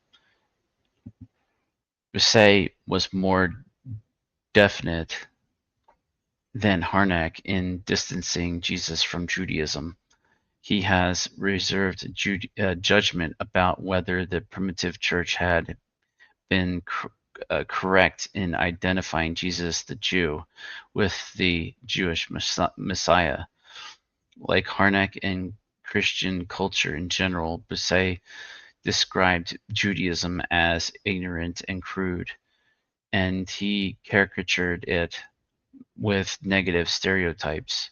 In an earlier work titled Jesu Prigid in whatever that book, 1892, Busse had associated late Judaism, quote unquote, almost solely with a limited politico nationalism, legalism, and pathological, quote unquote, apocalyptic myth. And as a result, he claims that, quote, Judaism and Jesus are at completely opposite poles to each other, end quote.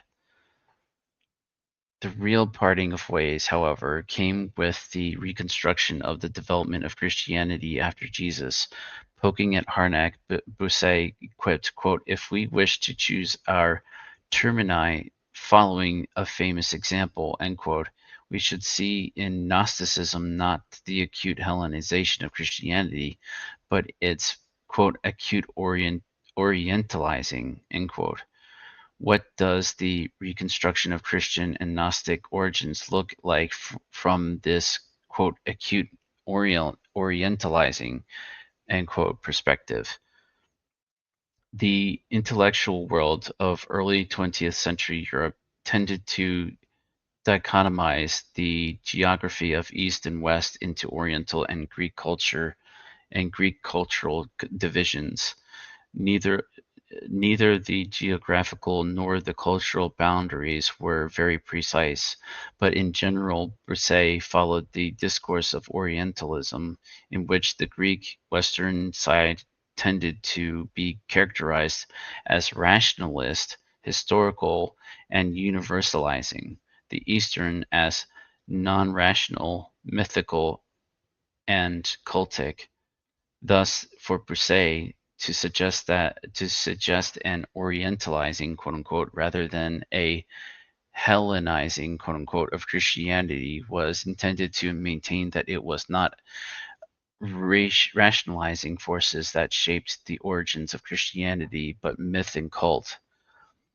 Insofar as Harnack had regulated the forces of Oriental syncretism to a very minor role in the drama of Christian origins, Bossuet insisted that he was quite mistaken.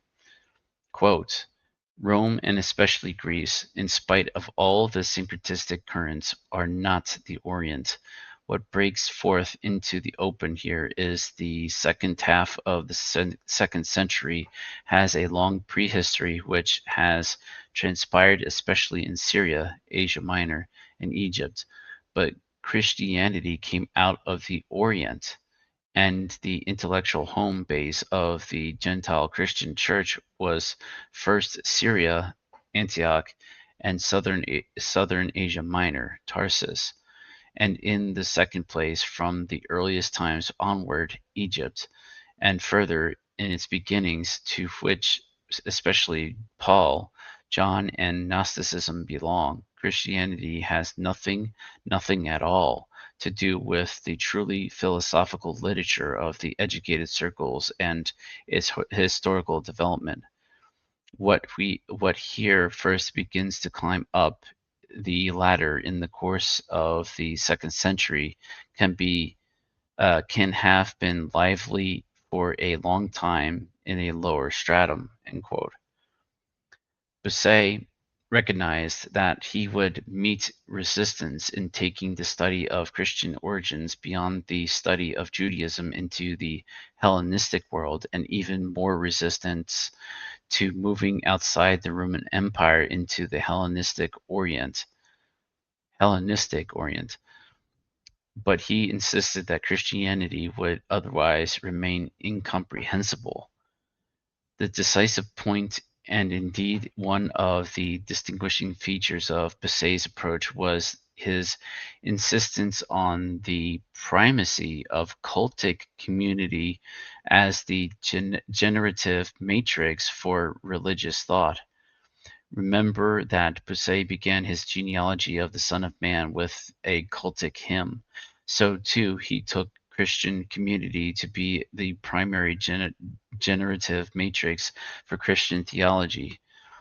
This perspective led him to reject Harnack's view that intellectual speculation and metaphysics were secondary features of Christian development that arose when its quote original enthusiasm end quote was rigidified into dogma. Instead, he insisted that quote speculation and myth accompanied Christianity from the outset, end quote. To break with Jesus and his teachings arose not through rational systematizing, but in cult. Quote, if one insists upon wishing to point to the place where the development of the gospel of Jesus suffered the break, one finds it in the very beginnings, in the emergence of the Christ cult, end quote. This break took place very early with the shift to, quote, Hellenistic territory, end quote. Quote, the great and decisive turning point in the development of Christianity is marked by its tradition to Gentile Christian territory in its very earliest beginnings. No other event approaches this in importance, end quote. This decisive shift to Hellenistic territory was already visible in both Paul and John's Gospel, and therefore with them attentions ought to shift to the larger history of religions context of the whole Greco-Roman world. For although Paul was a Jew, he was a diaspora Jew, and his gospel of the Kyrios Christos was permeated by ideas and influences from Oriental piety. So too the Gospel of John, its conceptuality was, quote, rooted in the soil of Hellenistic Oriental piety, end quote. At this point, Gnosticism becomes an important issue. Bucer devoted 10 pages of Kyrios Christos to describing the basic nature and content of Gnostic thought, which may be summarized as follows. Sharp dualism, formed when motifs which stem from Greek philosophy of a Platonist or Neoplatonist tendency are combined with specifically Oriental mythologically determined dualism, end quote. Here Gnosticism shows itself to be non-Greek, quote unquote, and sharply at odds with Hellenistic piety, which understood the stars to be the visible manifestation of divinity, not of the demonic, as the Gnostics would have it. Radical pessimism toward the lower world. Alienation, quote, the Gnostic feels homeless, an alien in an alien world. Again and again, this key word of alienation sounds through the deepest and most personal confessions of the Gnostics, end quote. For at least not for all groups of Gnostics. No, I would disagree with that. Continuing, a theology of the alien God, an elitist anthropology that is, quote, the foolish dream that one belongs alone in the immediate entourage of God, end quote. A radical religion of redemption, quote, not the ascent from the lower to the higher, but wholly the liberation from the absolute inimical, the absolutely different, end quote. Bucer suggests that this, quote, unrestrained yearning for redemption, end quote, was an expression of, quote, an age tending toward bankruptcy, end quote. Salvation by nature through revelation, initiation, and sacrament. On the one hand, he states, quote, if the divine higher nature is from the first something native to the elect, then to a certain degree the absolute necessity of a redemption occurring at a definite time disappears. At least no longer is something absolutely new introduced into the human race by means of redemption. End quote. On the other hand, Bossuet insightfully perceived that such redemption is by no means automatic merely because divinity is, quote, native to the elect, end quote. Quote, it is not the opinion of the Gnostics that the half extinguished spark could, from its own nature and power, again be fanned and burst into flame. The elements of light, the fallen sperma, the uh, apo I forget the Greek words. Oh, something crap. I think are in hopeless captivity here below. A redemption is required that comes down from above and it comes in from without. As below, as above, so below, as within, so without. Gnosticism is not the reflection of the intellect or of the better spiritual ego upon itself. Gnosis is mysterious revelation and redemption brought about in vision and ecstasy through initiation and sacrament. It is not the philosopher who is the guide of the Gnostics, but the mystagogue, and it is not philosophical study that saves the soul, but participation in the mystery society and the initiation, end quote. Esoteric. Quote, Gnosis is rather mysterious wisdom, which rests upon secret revelation. Gnosticism is the world of vision, of ecstasy, of secret revelations and mediators of revelational literature and of secret tradition, end quote. Mythic. Quote, in Gnostic redemption theology, myth everywhere takes the place of the historical, quote, end quote. Docetic Christology, quote, for Gnosticism's basic outlook, the idea was indeed unendurable that Jesus had lived as a real man in a genuine human existence. Such a contact of the upper celestial world and of an aeon stemming from that world with the filth of lower matter must have appeared to them once and for all impossible. The most ancient answer which the Gnostics gave to this question was simply to cut the knot. It was roundly declared that Jesus on earth had possessed only an illusory form. This view of Docetism was one of the earliest manifestations of actual Christian heresy. End quote.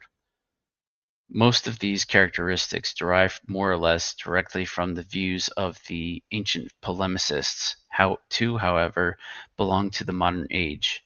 The association of religion with feeling, alienation, and the particular way in which myth is contrasted with history. Bossuet held that Gnosticism was a pre-Christian religion existing alongside of Christianity.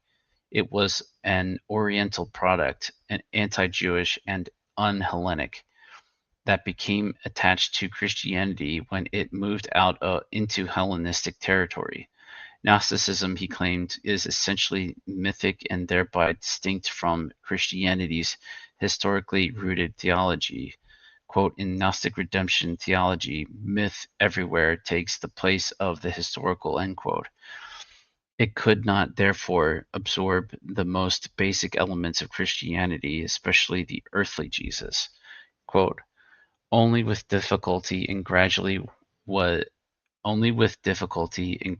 was Gnosticism able to draw the figure of Jesus of Nazareth into its mythological basic outlook, and one clearly senses throughout the compromised character of the resultant view.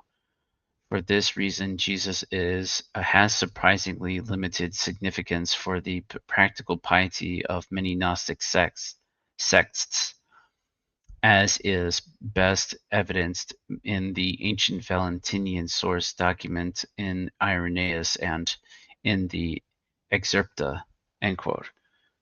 The real attraction of Gnosticism to Christianity was not then the figure of Jesus, it was the theology of Paul, which contained, quote, the basic outlook of its own piety, end quote. Bossuet listed the major affinities of Gnosticism to Paul, quote, his radical anthropological dualism and pessimism, his theory about the inferior nature of the first man, his demonizing of almost the entire world of spirits, the tendency of his ethic to a dualistic asceticism, his spiritualistic doctrine of the resurrection, his anthropological terminology, end quote. Yet Bossuet notes Paul would have recognized little of his own theology once the Gnostics were done, largely because Paul's, quote, idea of a unique redemption taking place at one point in history, end quote, is lost when redemption becomes a pure myth. It was not that Gnosticism had twisted Paul into something he was not. Rather, Gnosticism had taken Paul's theology in the direction of acute orientalizing, end quote. Bossuet was quite clear that the greatest danger Christianity faced from Gnosticism was its legitimate connections with Pauline thought. In order for Gnosticism to be defeated, Paul had to be reinterpreted along ecclesiastical lines. This feat, Bossuet argued, was accomplished by Irenaeus, though not without a very high price. Quote, the price being that in a grandiose manner he distorted the genuine Pauline ideas and divested them from their essential nature, end quote. The result of this intricate process, however, was that the distorted interpretation of Paul functioned to define the boundaries or limits of Orthodox Christianity. By wresting Paul from the Gnostics, Irenaeus had, quote, struck a fatal blow, end quote, to the elements in Gnosticism most dangerous to Christianity. Why was Gnosticism so dangerous? Because its unfettered utopian spiritual enthusiasm threatened, quote, to explode and annihilate an old world, end quote, Bossuet suggested, though it lacked the capacity of ecclesiastical Christianity to, quote, build a new world embracing fellowship, end quote. Gnosticism's spirituality ran to ground on its sociological failure. In the end, the history of religion's method, which aimed to set out the meaning of Christianity apart from dogmatic and ecclesiastical limits, fell into the business of showing the originality and superiority of Christianity. However muted this tendency was in Bossuet's work, the final note he sounded was the triumph of ecclesiastical Christianity over the dangers of Gnostic heresy. Rudolf Bultmann. It is no exaggeration to call Rudolf Bultmann the greatest German New Testament theologian of the 20th century. That is high praise. Though perhaps most famous for his theological project of demythologizing and his path-breaking work on the history of the synoptic tradition, Bultmann also wrote extensively on the Gospel of John, placing important emphasis on its relationship to Gnosticism. It is here that his connection with the history of religions school is most apparent. As early as 1750, Johann Michaelis had recognized the relationship of the Gospel of John to the Gnostic thought world. Reitzenstein's work on the Gnostic Redeemer myth and Bossuet's connection of the Gospel of John with Hellenistic Oriental piety, quote unquote, only brought the issue into greater focus and broader acceptance. Bultmann took the results of these earlier scholars as a starting point and set out to ascertain that relationship in finer detail in order to elucidate the meaning of John's Christology. In 1923, he published a study on the Johannine prologue in which he argued that, quote, a vorlage was used in the prologue in the statement of verses 9 through 13 and 1 through 5 I through 5, 1 through 5, which pertains to a pre-existent divine being, end quote. The difficulty, he said, lay in the use of such language by a Christian author to refer to Jesus. Quote, it is an it is in any case not intelligible in what sense a Christian author would have spoken of the pre-existent Jesus, since he came into the world, his property, but the world did not know him from whom it had taken its being. On the other hand, pre-Christian and non-Christian speculation of this sort is known to us, end quote. Through a study of Jewish wisdom literature, for example, Bultmann found that the logos figure of the prologue had been heavily influenced by speculation on the cosmic role of the pre-existent wisdom. The fact that the Johannine tradition used the term logos instead of Sophia would seem to indicate that the roots of the Vorlage lay in, quote, Alexandrian Jewish speculation, end quote, because there we see, for example, in Philo, that Logos and Sophia are presented as, quote, parallel figures, end quote. With this much assured, Bultmann contended it was necessary to determine, quote, the origin and type of this wisdom speculation, end quote, in order to, quote, place the Johannine prologue in its proper history of religion's context, end quote. The work of Bossuet and Reitzenstein convinced him that a much older and non-Jewish mythological speculation stood in the background. Hello. Its precise origin, however, was unclear.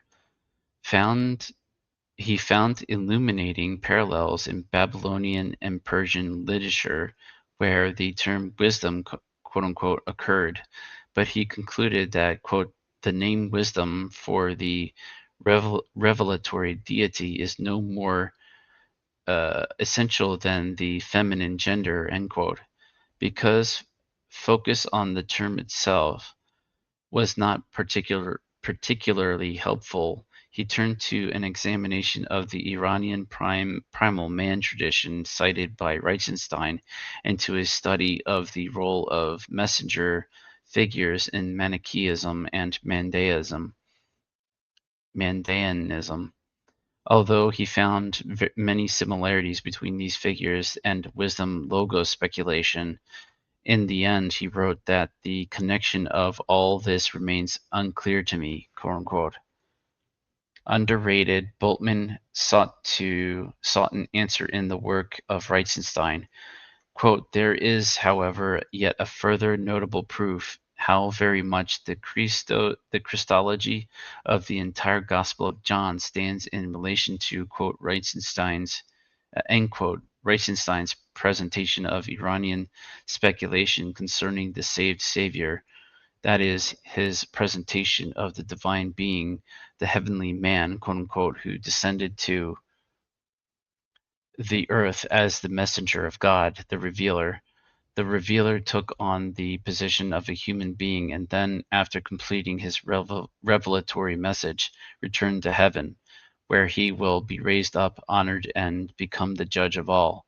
Bultmann wrote, quote, I do not believe that Reichenstein was correct in understanding the synoptic Son of Man in this context, but the Johannine words, Eos to anthropo are based in this mythological view, end quote.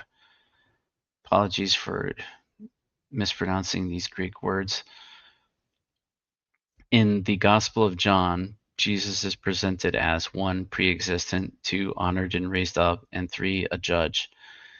Like like the heavenly man, quote unquote, he has the same nature as those he came to save, so that they are reassured of salvation by his being raised up. Bultmann concluded that the Johannine prologue must have stemmed from, quote, the baptizing sects, in which circles are included John the Baptist, end quote. He claimed that this view was supported by the role of John as a witness to Jesus. Bultmann's final conclusion was entirely speculative and rested not on his own investigations, but on the work of Reichenstein. Quote, if my supposition is correct, then the Gospel of John is in a new sense of proof for the extraordinary early penetration of Oriental Gnostic speculation into early Christianity, end quote. 2 years later, Bultmann published a second article on the Gospel of John titled, quote, a bunch of German words that I can't pronounce, Johannes Evangeliums, the significance of newly discovered Mandaean and Manichaean sources for the understanding of the Gospel of John, which it translates to. Thankfully, he put that in there. She put that in there. In it, he argued that the Gospel of John presupposed a Gnostic salvation myth and could be understood only against that background. To describe that myth, Bultmann drew primarily on Mandaean and Manichaean texts, but he also referred to material from Jewish wisdom literature, the Odes of Solomon, and so-called Gnostic texts, especially the apocryphal Acts of the Apostles. He offered a full sketch of the Gnostic Redeemer myth based on Reichenstein's myth of the primal man. Quote, the soul imprisoned on the earth is brought a revelation by a messenger who comes from heaven about its heavenly origin, its home, and its return. The messenger appears in earthly human clothing. In glory, he rises upward. Parallel to this soteriological myth runs a cosmological myth. The state of the messenger expresses the state of the heavenly primal man, who descended in primordial times from the heavenly world into matter by which he was overcome and imprisoned. Now the state of the messenger is assimilated to that of the primal man, and the messenger in his earthly form appears imprisoned and distressed, and his ascension is also his own salvation. He is the redeemed redeemer. Furthermore, the fate of the primal man is the same as the fate of the individual soul. The salvation of the soul is the liberation of the primal man and the end of the earthly world, whose origin and condition was made possible by the imprisonment of the light particles of the primal man in chaotic substance. Hmm. So so then, in the end, the fate of the messenger and the soul are the same. Indeed, the messenger is no more than an image of the soul which recognizes itself in him. Therefore, it is not always possible to be sure about whom the text is referring to, the primal man, the messenger, or the soul. It is also therefore possible under certain circumstances to use texts which refer to the primal man or the soul to draw the picture of the messenger, which is necessary for an understanding of the form of Jesus,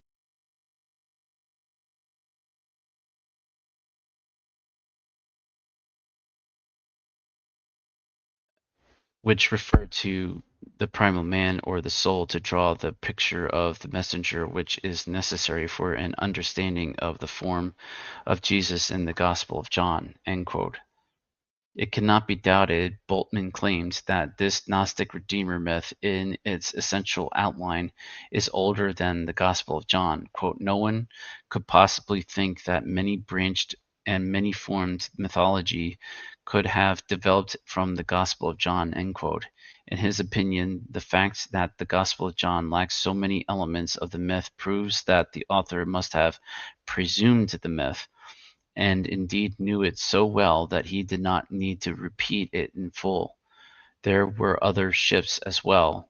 I mean, that's a big speculation, isn't it? There were other ships as well, for John's own concern was not the fate of the soul, but cosmology and anthropology. For one, the vital connection with cultic practice was lost. Boltman then asked the question, quote, was there a particular religious community that stood in a decisive literary relationship with and under the influence of Johannine Christianity? He answered in the affirmative and suggested that perhaps, quote unquote, that community was the Mandaean sect. This is possible, he argued, because, quote, the origin of the Mandaeans falls in an earlier period than the literature belonging to us, end quote. He cited evidence from Lidzbarski and Reitzenstein to support this view. In his influential commentary on the Gospel of John, 1941, Boltman again drew on the Gnostic Redeemer myth to describe the basic content of Gnostic belief. Given this starting point, he concluded that the quote relationship of John's gospel to this Gnostic view of the world is twofold, end quote. On the one hand, Gnosticism forms an important influence on the Gospel of John. On the other hand, the Gospel of John is anti-Gnostic, especially in its teaching of the Word made flesh, and may have been written in part to convert Gnostics to his view. Boltman's most systematic comparison of Christianity and Gnosticism is laid out in Das Urchristentum im Ramen noodles, der antiken Religion, end quote. Not trying to make fun of German pronunciations, just failing at them. 1949, translated as Primitive Christianity in its Contemporary Setting. After presenting a description of Gnosticism, He compared it with Christianity in order to illuminate not only what the two religions have in common, but at what points they diverge. The points of divergence mark the boundaries between the two and, in Bultmann's opinion, demonstrate the superiority of Christianity. Note that his primary method of proving this preeminence was comparison, not genealogy, for he viewed Gnosticism as an Oriental competitor of Christianity. He could not establish superiority on the basis of chronological priority, since he held that Gnosticism was pre-Christian in origin. Neither did he believe that the preeminence of Christianity over Gnosticism could rest on the view that Gnosticism is syncretic, while Christianity is not. Bultmann fully affirms that Christianity is, quote, a remarkable product of syncretism, end quote, by which he meant that it is, quote, no unitary phenomenon, end quote, but is, quote, full of tendencies and contradictions, end quote. He followed Bauer in claiming that some of these early, quote, tendencies and contradictions, end quote, were later condemned, quote, by Orthodox Christianity, end quote, as heretical. But then Bultmann switched tactics. After affirming that Christianity is a syncretistic religion, he asked, quote, is Christianity then really a syncretistic religion? Or is there a fundamental unity behind all this diversity? Does primitive Christianity contain a single, new, and unique doctrine of human existence? End quote.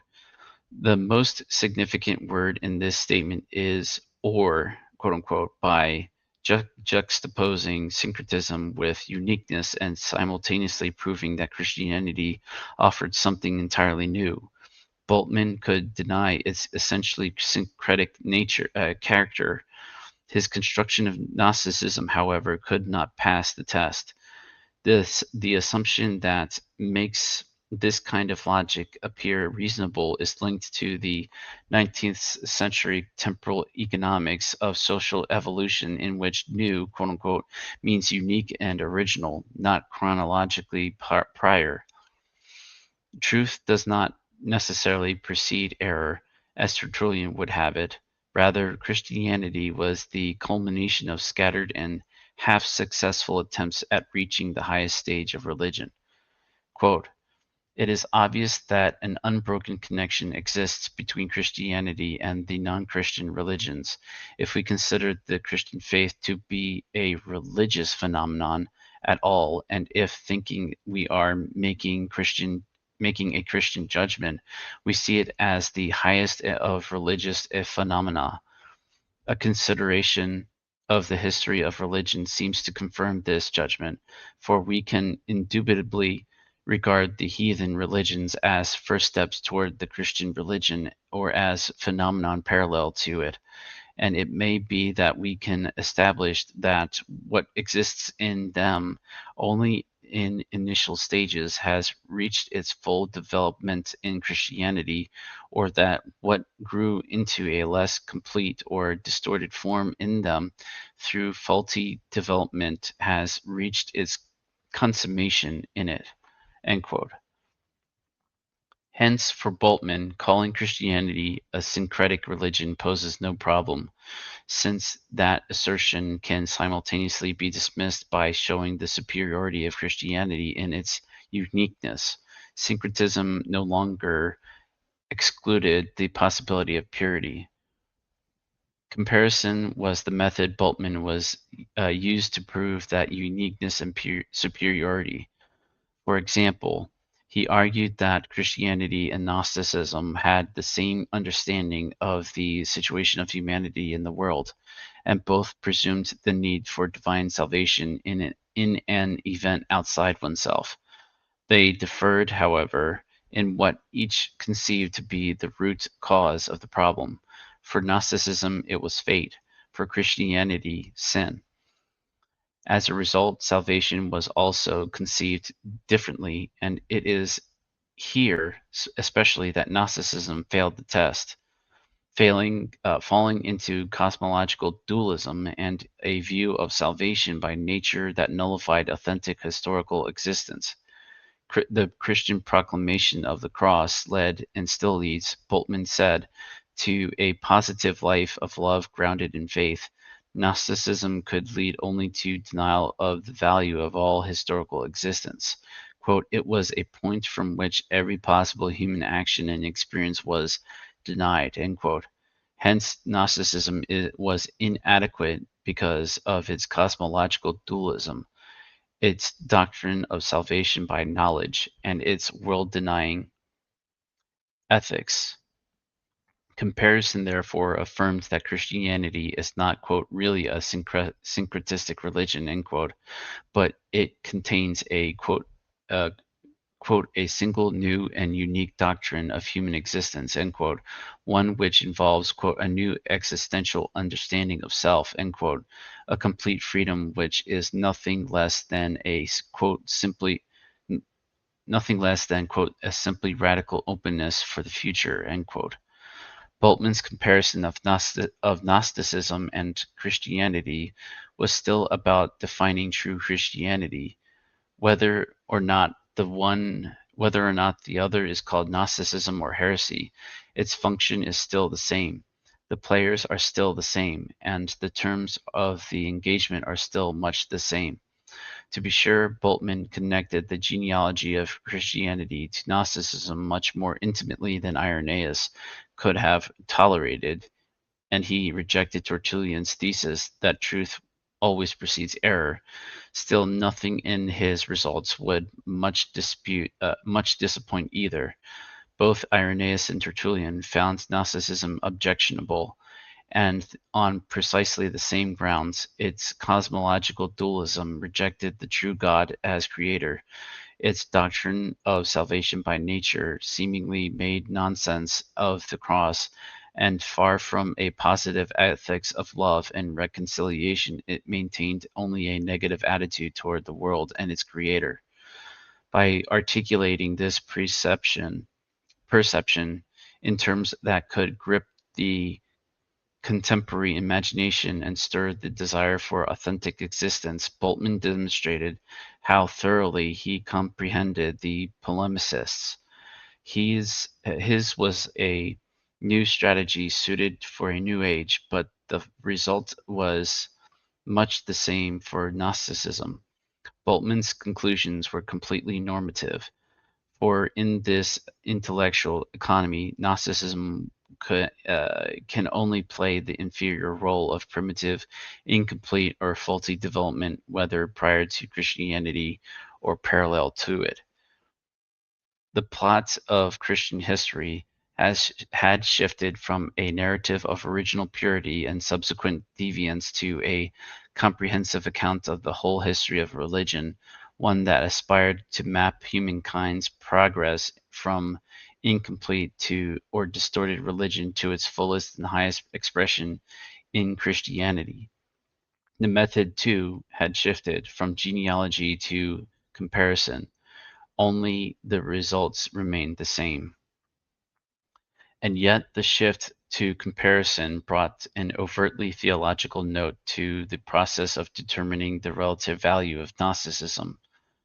Before, the historian had determined the purity of Christian origins and its chronological priority to heresy. Now the theologian determines the religious adequacy of Christianity through comparison.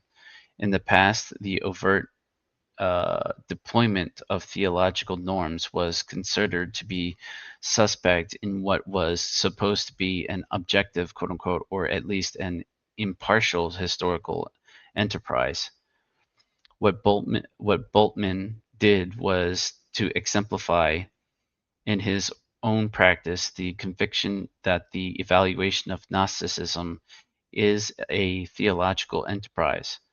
Here I must agree. The overt discussion of value and meaning opens the door for critically engaged scholarship, whether by theology, philosophy, ethics, or cultural criticism. Reflections on the history of religion school. Taken collectively, the impact of scholars from the history of religions school on the 20th century conceptuality of Gnosticism is hard to overestimate. Their greatest achievement was to extend the study of Christianity beyond the parochial borders of church history by exploring more widely the possible intersections between Christianity and the surrounding cultures of its formative matrix. And they asked historians to consider the meaning of Gnostic myth as a phenomenon worthy of study in its own right. No longer the products of heretical tendencies in Christianity, Gnosticism was reconceptualized as a pre-Christian Oriental religion that influenced Christianity in its most formative period of development. By framing their historical reconstruction in terms of typological or chronological models of hierarchical development, these scholars put into question the secondary and derivative character of Gnostic thought. Challenged by the chronological priority and purity of Christianity, and openly reconfigured the relationship of Gnosticism and Christianity to their cultural environment, enlarging the scope to include a wide range of literature, especially Iranian and Mandaean materials. Their work constituted a significant challenge to the centuries-old understanding that Gnosticism originated as a Christian heresy, and yet normative definitions of Christianity remain strangely unaffected by this seemingly radical assault. History of religions scholarship did not undermine basic commitments to the ultimate superiority of Christianity, and it did not challenge the view that Christian Gnosticism was a secondary and derivative heresy. As Boltman accurately perceived, history of religion's methods required a different basis for the devaluation of Gnosticism than had been offered by polemicists. It was no longer a matter of locating where and why some forms of Christianity had gone amiss. What had to be established was an alternative basis for articulating the widespread belief in the superiority of normative Christianity. In this enterprise, Gnosticism deployed comparatively in a colonialist and evolutionary framework remained a reliable tool for the articulation of orthodoxy, as Rudolph summarizes. Quote, it is the undeniable merit of the so-called uh, religion school, oh brother, quote unquote, of German Protestant theology to have done pioneering work here.